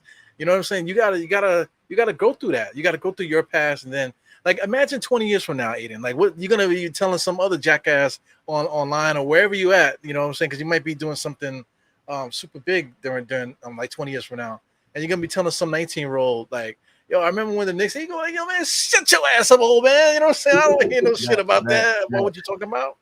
Right. Yeah. That's so funny. You said when you was 19. When I was 19. I had hopes of LeBron James coming to the Knicks. 2009. Yep. And I was damn, son. You know how hype I was? Like I didn't even care about Knicks basketball that whole season. That's how bad it was. Like I was just watching games just to get to something. But at least you had a fun team though. You had like Duhan, you had Jamal Crawford, Zach, Al Harrington, and all that. You had a fun team. You said Chris Duhan. Oh my God. Didn't Chris Duhan break the Knicks record for most assists in a game? I was gonna say he did something. I remember. Oh God, good old Knicks, man. Trade all of those first round picks for that explains a lot too. That's why you are the way that you are, State. Because I mean, when you were 21, like I think that was a year where we had Lou Almondson and them guys, right? Yes. No. That wasn't. No. That was the year when we first had got Melo. Right. Okay, so there you go. So maybe right now with this Donovan Mitchell thing, this is Aiden's ascension. Maybe being 19, because I guess we're all the right age right now. We all kind of like the right thing, because right now you're in your 19th year, so maybe this is the newest, the resurgence of the Knicks. I hope. Let's hope. That'd be great. We got to do a timeline episode then next. Yeah. About Knicks resurgence in culture and relevance. Wow, man! So I think you're the chosen one, man. Are you the chosen one? Oh, don't put that pressure on me, because I think Leon Rose is still asleep in New Jersey or wherever the heck he is right now. No, I don't think he's asleep no more. I think it's just Danny Ainge just playing with a cell phone. That's all. Danny Ainge the type. He the type. Call Leon Rose, tell him what he wants in the trade. Leon Rose rebuttals. Danny Ainge blocks his cell phone number for a day. Comes back in 2 days later. All right, Leon, look, I still got the same trade, same table on the same offer on the table for you. I'm not budging. Click. Leon Ainge blocks him. Leon Rose is a lawyer, man, so he might put a restraining order on his ass. Won't be able to be 60 feet away from the garden and shit if you don't make that trade. Shit. But at least he knows. At least he knows the game. I mean, I can't never not disrespect Leon Rose. He knows what he's doing. Yeah, I'll give him that. He knows what he's doing. He knows the ins and outs of the game. You know, like you said earlier, he's Eddie Curry's agent. You know, he was LeBron James' agent. You know, he was just a super agent. He's the reason why a lot of players got their money. I can't even hate on Andreas stuff. He tried to get his guy in a better position. You know, he tried to get Carmelo Anthony the most money he can get, because that's what you're supposed to do as an agent, right? Yep. You're supposed to get because when your client get paid the big bucks, you get paid the big bucks. Yeah, he was the Leon Rose and CAA. They were the market at the time. You know, they had everybody sign, so they dictated the market. So he knows all about that. So you're not gonna con a con artist. You know, Danny Ainge thinking that he's gonna get over on the Knicks like Leon Rose invented this shit. The modern NBA, the way things are going, the whole you know, like Aiden was saying, the whole LeBron decision thing, that's all Leon Rose, man. All that was dictated by Leon Rose, or just the CAA, you know, agents movement at the time. You know, and he invented that shit. So, you know, you can't con a con artist, man. And the what's crazy is I'm not mad at the job that Leon Rose did for his past agents, because I want these NBA players to get all the money that they can get. When I look at a sport like football, bro, how the fuck you gonna tell me I can't get all my money guaranteed, and you're smashing me in the head, pause, every other play, punching me in my ribs? I'm having fights at practices. You know, 20 years later, I'm killing my whole family because of PTSD or whatever the fuck, you know? It's crazy. Yeah, man. Very, very dangerous. Very dangerous.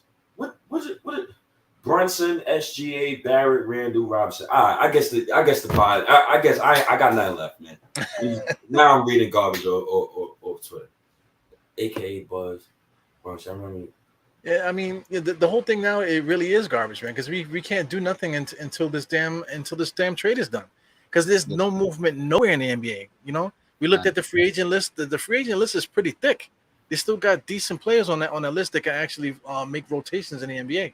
You know, and you know, I don't know when Kevin Durant's getting moved either. I mean, there was all those Celtics news and then nothing. Yeah. So, Rudy Gobert strikes again. Oh, I could tell you why the Celtics news got quiet. Because if it's true that the Celtics offered Jalen Brown, if that's true, Jalen Brown is gone within a year. And the reason why you don't hear that talk no more is because they're trying to reconcile their relationship with Jalen Brown. And that's how I see it. Because that should have never came out. And I think Kevin Durant's team, I think his team leaked that out. For sure. I think his team leaked that out. I don't know if Jalen Brown is CAA, but I know that Woj is CAA and Shams. So when they leak something, it's true. Yeah. I think Woj is a little bit more trustworthy, because Shams is the one that started it with that. He put out some bullshit saying, "Oh, the Knicks are close. They're talking to, they're talking to Utah." It wasn't nothing solid, and Woj never said nothing. Woj never retweeted it. He didn't say anything. If you look back, Woj hasn't said anything about the Knicks. Right after that, nothing. He didn't say anything after that. It's all been Shams side of things, with the rumors and stuff. I think, I think that came from, since Shams is CAA, I think that came from the Knicks. I think the Knicks said, "Nah, we got to make this public in order." I think he said, "We got to make this public so don't make Donovan look bad and make it look like he axed out." Right. Because he still want to look good in the public eye. Yeah. I think that was the reason why. Diehard, can you please explain that to me? That's why I had it up on the screen. I was confused my damn self. Who is Greg Fillmore, John Ginninlali, Luther Rackley, Marvin Webster? Who are these guys? I mean, these are that's where basketball players went to die during that time, man. What he's talking about? He's talking about he's talking about old time Knicks that people don't even talk about that era no more. That's what he's talking about. Oh, that's the sugar. That's the nose candy era. Yeah, the Booger Sugar era. Yep. And what's crazy is, yo, I'm all right. Last thing, matter of fact, I got something. Last thing, Greg Philman. Shit. I remember I was on a podcast with Uncle Freezy, and he spoke about young cores, and he specifically mentioned that young core with the Booger Sugar. So that was Sugar Ray Robinson, but then we have another good 20-point per game scorer. But it was Bill Cartwright. Oh, Cartwright. Yeah, Cartwright was nice before Ewing came through. They was the original Twin Towers, not the original, but at the time there was a lot of teams that was trying to do the Twin Tower shit. Houston tried to do it with it was Hakeem Olajuwon and what's the other dude? Ralph Sampson. Ralph Sampson, yeah. They tried to do the same thing. So the Knicks were trying to copy them. Yeah. Copycat league, man. It's copycat league. You can't copy it, Stephen Curry, Klay Thompson, though. So that's why it kills me. You want to talk about PTSD, man? If you remember this, if this was your 19-year era right here, man, I feel sorry for your ass, man. That was a hard ass time being a Knicks fan. You know, I mean, it's so much stuff, man. We can go and talk on forever about just eras, like Aiden said. You know? Yeah, crazy. I'll never forget when we, trade Shumpert and JR to Cleveland, get Samuel Dallenberg. Like, I mean, I don't know, like 14, 15-year-old self was in tears. I'm like, what is going on? Derek Fisher is the coach. Phil Jackson era. I mean, it was, oh God, it's terrible. And then they come back to the Garden, Shumpert and JR with the alley-oop game. I mean, that was so terrible. Yeah. I'm still not mad at Phil Jackson. I'm not mad. Why? Yeah. Why? If there's no Phil Jackson, there would be no era right now. Because right. Yeah. Yeah, because he kicked what's the name? Dolan out the room. He said, "Get the fuck out of my office," and I'm drafting me a European, and you gonna shut the fuck up and love him. Yeah, and we did. Yeah. I love Porzingis, man. I love Porzingis. I love him too. I met him when he was going off, when he was like in his rookie year. So, and he was 19. 19 is a magic number, right? He was 19 at the time. There you go. Oh man. Phil Jackson said, Phil Jackson literally in a press conference. I will never forget this, Eru. I'm at a bar, bro. I'm at a bar with my bro. He's at a press conference and he says, Carmelo Anthony should look into going to another team because we're going into a rebuild. I've never seen somebody that has that much balls to say that about an NBA superstar. Well, about his own franchise too. Like franchises go through rebuilds, but they never say, "Hey, we're about to rebuild." They never say that. You know, say like Phil Jackson, he just didn't get the job. He didn't read the whole job description when he became president. You know, he didn't read it straight through. So listen, like Phil, you need to read this shit before you go out there. You know, and he didn't do that. He didn't read the job description, man. He bugged out. You know, so hindsight is 2020. At the time, we should have just rebuilt. We should have let Melo, because Melo was talking about going to Chicago. He should have just went. Yeah, when he was doing his world tour, posting everywhere, Yeah. He should have just went. You know, that would have been better for him because Melo got dicked around the last couple of years too. You know, OKC, and then he was out the league for a while. You know who stopped that though? James Dolan. James Dolan don't let his cash cows leave out the building. You think James Dolan trading RJ? y'all gotta stop, man. So if James Dolan and damn, this is about to sound like some pro Randle bullshit, but whatever. He's still on the Knicks. If James Dolan sees Randle as his cash cow, Randle ain't going nowhere, yo. He ain't going nowhere.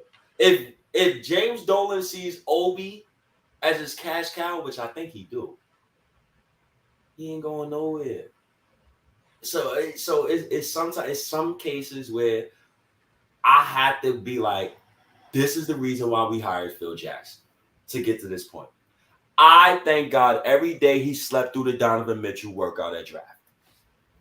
And I'm sorry if anybody don't like that. I'm thankful for that. Donovan Mitchell should thank God for that. Because it would have changed the whole timeline, like you about to say, right? We drafted him. We would have used him like Kyle Korver. Like he would have never flourished the way he flourishes in Utah. Yeah, it would have changed the whole course of everything. Donovan Mitchell wouldn't be the guy that he is now. You know, he would have went through a whole bunch of bullshit. We would have ended up trading him just like we did Porzingis, probably. Yep. Well, I don't think he would have torn his ACL. Hopefully not, like Porzingis. Oh. Aha. Aha. You know, once you toy with time, you know, it gets a little crazy, man. Right. But then, you know, David Fizdale's still a coach. You know this, right? Right. Oh my God.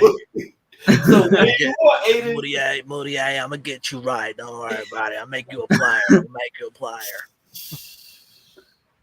Damn, Fizdale. And he still would not use Alonzo Trier when we needed to use him as well. Where is Alonzo Trier? At the league, I think. I don't even think he's in the league. He's probably in China or something. He's somewhere. Yo, he is in no league. Wow. I need to Google that. He is in no league. The last time I checked, he was in the G League, you know, but he wasn't even playing in the G League. Yeah. Wow. He's overseas. He's overseas. Mm-hmm. Damn. It's good for him. He's a talented player with ego. He's a person with an ego. I never seen two ball hogs argue over the basketball on one basketball court. That was mind-boggling. Like literally, Tim Hardaway Jr. and Alonzo Trier get into an argument over the basketball on a fast break. That's like RJ Barrett and Randle arguing over the basketball and on a fast break. Brunson and Randle. Yeah. It's blasphemous. Both of y'all ball dominant. Just make the right play. Right. But you know Randle. He's still going to want to bring it up. If he bring it up next season, Aiden. Yeah, I'm with you. I hate it. I don't want to take away from his gifts. So I still would like for him to, if you get a rebound, you could take it coast to coast. But if somebody's trailing you, advance the ball immediately. Yeah. That's just common sense. Yeah, but Randle don't play with common sense. We both know this. I know. I think we were trying to do that in the summer league though a little bit because Jericho even brought the ball up a little bit, but they were getting it up They were getting it up quick. But then it went back to the same Tom Thibodeau offense where the guys couldn't score. 2 guys on one side, 2 guys on the next, 1 guy in the middle. So I'm hoping that we don't end up in that situation. You know, I think they're hoping that I think this is what I think. I think we're gonna run the same offense, and then it's gonna end up with Jalen Brunson in that spot. And Jalen Brunson flourishes in those one-on-one situations, man. So maybe they think that by adding him, that will make things better. What do you think about that? Because now you got 3 guys that's going to be stuck in that situation. RJ is going to be stuck in that spot. Randall's going to be stuck in that spot. And now you got Jalen stuck in the same spot. I tried to vibe with him, Aiden, just now. And yeah. I couldn't. Jalen Brunson ran a 5-out offense. 5-out offense and for the Mavericks. Yeah. More than 50% of the time he was on the Mavericks. Meaning there's nobody in the paint whatsoever. He has free lanes to drive. With the rightfully Knicks, so. Go ahead. No, rightfully so. I'm saying, you know, that's just his style of play. You know, with the Knicks, Randle and Mitchell Robinson is going to be in the paint. Somebody got sacrificed. Somebody going to have to sacrifice between. And if we get Donovan Mitchell, it's damn sure going to be a lot of sacrificing. And the person who I have to make the most sacrifice is Tom Thibodeau. Yeah. Because if he don't get it together, you know, like worst case scenario, then if we get Donovan Mitchell, now we got 4 guys taking turns with 2 guys on one side, 2 guys on the next side going 1-on-1. I'm with Aiden. I'm shaking my head at that too. Yeah. I don't want to watch that. I'm good. I don't want to watch. And I can see Julius Randle doing like this, like, yo, give me the fucking ball. You know what I'm saying? I can totally see that. To who? Donovan Mitchell? I can't see him doing that. I can't see him doing that. If he does that, he's just a... Yeah, I think there's no possibilities of what he's not gonna do. I think. Right. God damn, Aiden, I can't. Are you Iron Lad? Aiden Aiden is Iron Lad. Oh, God.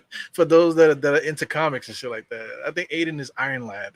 So if anybody who reads comics, if you don't know who Iron Lad is, you need to read up on that. He's actually a version of Kang that wears the Iron Man suit. And he's the younger version of Kang that actually goes back in time and tries to fight his older self with the other young Avengers. That's a story for another day. But I like that comparison. Yeah, man. I always say that Aiden had to be here before. He came. I don't know. He must have got in the hot tub and woke up in 2022 or something. I don't know. Oh God, man. I just want to win, man. I just want to win. I think that's overall, man. I just want to win, man. I can't. Those first. I can't lie to you, Aiden. Like those first, like 3 years, 2-3 years recording with Eru, and when we doing live streams, and the Knicks is repeatedly getting their heads bashed in, and we're repeatedly looking for excuses. I think that was the time when me and him used math the most. That was the time when me and you had to use analytics to really explain this bullshit we watching. Yeah. So we've been potting together for a long time, man. Oh yeah, man. You mentioned that the other day. You said, "Look, we did like 100 episodes together." I'm like, "What? 100 episodes?"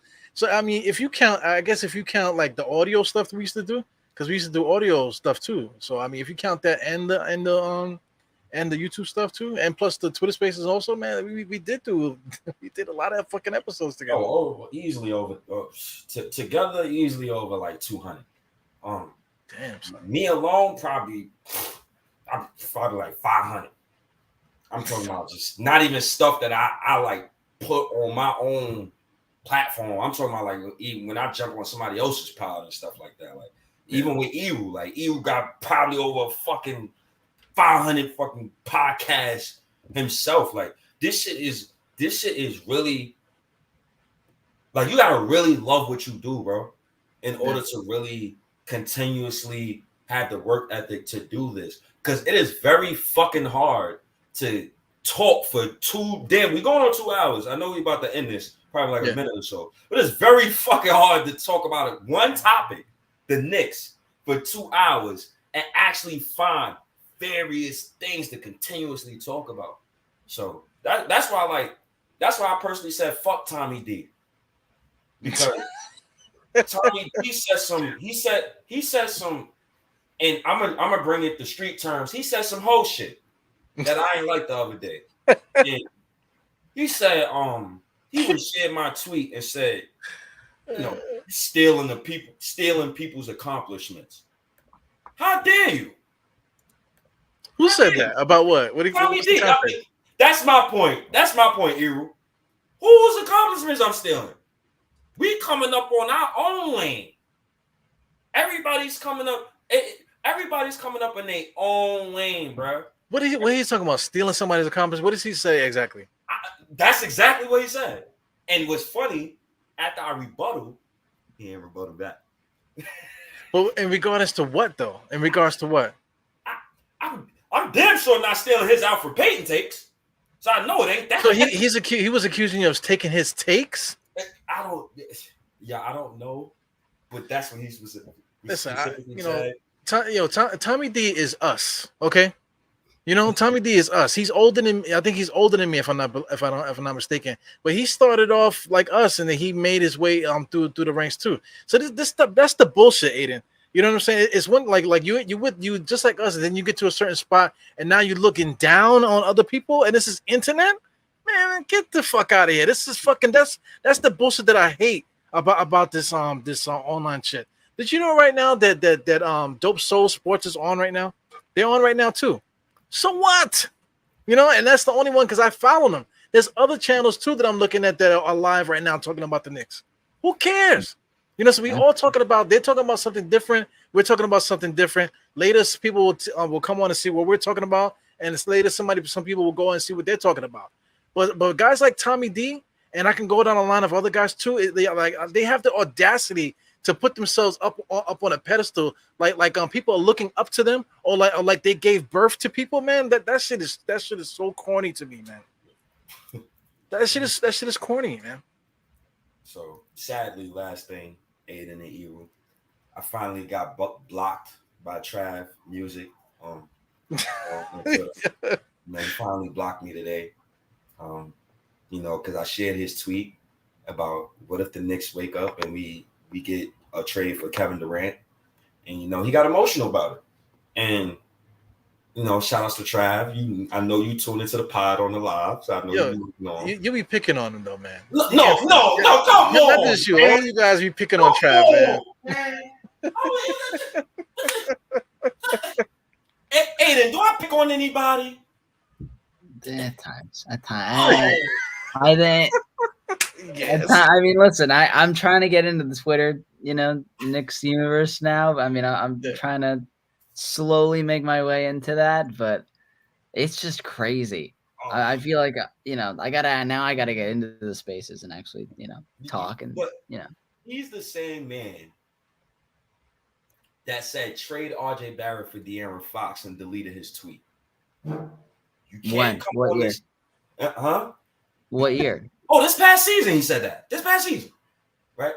But that's crazy. I can understand. You can root for who you want to root for, right?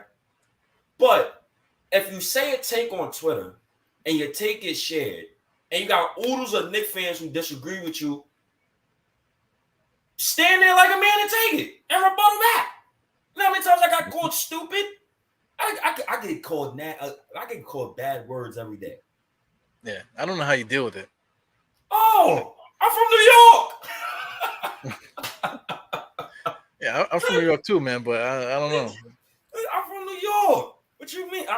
So somebody on a website is supposed to be smarter than me, and then they got another grown man in their Abby.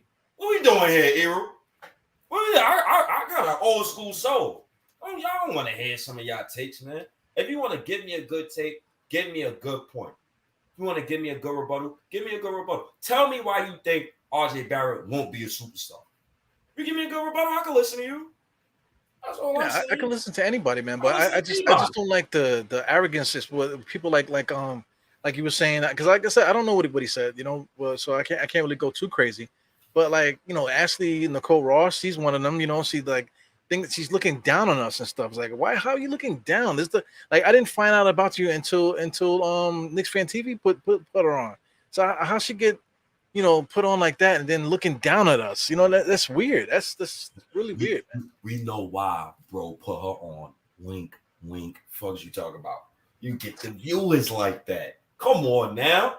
Imagine me and you potting, and people come on and see this beautiful female on the bottom next to Aiden. They're gonna be like, we don't even care what they talking about. What's she talking about? Right. You can say any type of take, and you just gotta respect it. But at the same time, my only gripe with her is you can't be double faced. You can't be two faced, man. It's not Batman. You can't play the side of the Miami Heat and then try to play the Knicks side, and then you try to, you know what I'm saying? The only thing I'm allegiance with her with, she loves her some RJ Barrett. I stand with her. Yeah, I get her where she's coming from, man. But you can't. I don't like the looking down upon people, man. I just can't deal with that. And then she's like, if you come back at her, she's like, how dare you? What the hell? That's weird. That's weird. It turns into Marvel Comics now. You're not just a guy talking about the Knicks or a female talking about the Knicks. You successfully become Dr. Doom. You're like a character on TV now, comic book character. but you gotta be careful because I love women in sports, man. I love listening to women specifically when they're talking about sports. Shout out to Let's Talk Knicks, Charlotte, who's on Twitter Space. She doing her thing, but I love women when they talking sports, man. I love women. Yo, Kaiser, man, come on, Legion, man. You always do this. You want to come in here 2 hours into the pod, man. Come on, man. What's up with you, bro? What the fuck, man? Shout out to Legion, man. Appreciate you showing your face, man. Appreciate you. But I guess we done. Yeah. I didn't gotten everything I wanted to get into. Aiden, I appreciate you coming on the pod randomly. For people who kept fucking asking, who the fuck is this kid at the bottom? That's Aiden's Knicks community. Go follow him on Twitter. He has. They know who he is. God damn it, they know who he is. Shit, they should. Shit. But just in case, that's Knicks community. Go follow. I'm coming back. They'll know who I am. Yeah, man. What you call him? Iron Lad. That's Iron Lad right there, man. If you don't know who Iron Lad is, go to Marvel. Go look up who Iron Lad is, man. It's another version of Kang, man. Because I'm the Kang of Knicks Twitter. And we going to get Donovan Mitchell. And we going to get him before September. So all that shit Ainge talking about. So Aiden is a descendant of you. Yes. You guys are related down the timeline. Yeah, man. Okay. Going to multiverse. Yeah. I'll give you another example. It's a female Dr. Octopus, right? Yeah. So what the hell? A female Dr. Octopus sounds kind of sexy, man. I'm Dr. Octopus. What? You say to me? Oh man. Aiden's of age now, so we can talk crazy and it won't look crazy anymore. Because I think the last time Aiden was on here, he wasn't 18 yet, I don't think, and I was drinking beer and cursing and talking about all kind of stuff. Right. I know your pops must have been like, "Yo, these are the guys that you want to." Oh man. Well, nah, man, he loves the show. He loves the show. He loves it. Okay. I appreciate it. Shout out to Aiden Pops, man. Appreciate you for always tuning in. I guess you could put up the Spotify and all of that where everybody could find us at. The Spotify, the Play FM, TuneIn, Stitcher, Google Play, iHeartRadio, Apple Podcasts. All them things. Then. So I will be releasing, as per usual, probably like 5-6 pods tomorrow. So go listen to those 5-6 pods. I love doing that, Eru. It's so fun because now you got at least 6 hours to listen to us speak, and you can listen to other takes. I love doing that, man. I love doing that. It's great. But go listen to my guy Diehard Knicks. Go listen to my guy Knicks community, and I appreciate all of you guys tuning in. Yeah, basically. But Aiden, I guess we can get out of here. What's your last words, man? Yeah, I'm really happy to be back. It's been way too long. I hope to be a recurring face now. You can find me on Instagram and Twitter at Knicks Community. Started my podcast back up again. Already got 2 new episodes out on Spotify and wherever you listen to podcasts. So I'll be doing episodes probably every weekend. Because that won't interfere with college work. But yeah, man, it's an exciting time to be a Knicks fan. Hopefully, I'll be the chosen one. I'll be responding with my Iron Lad takes the States tweets now. Yeah, it's gonna be a good time. Buckle up, it's gonna be fun. Yes, sir. No doubt. Ebro, my guy Aiden, I'm out of here. Appreciate you guys before my wife starts cursing me out. What wife? my wife already done filed papers on me, man. I just got them in her back pocket. She got them in her back pocket, man. I'm on a time limiter as it is. Yeah, man. I'll see you later, man. Peace, Mr. Aiden. Peace, man. Thank you. Yeah. Peace, chat. Thanks for tuning in, and I'll catch you guys next time, man. All right, peace.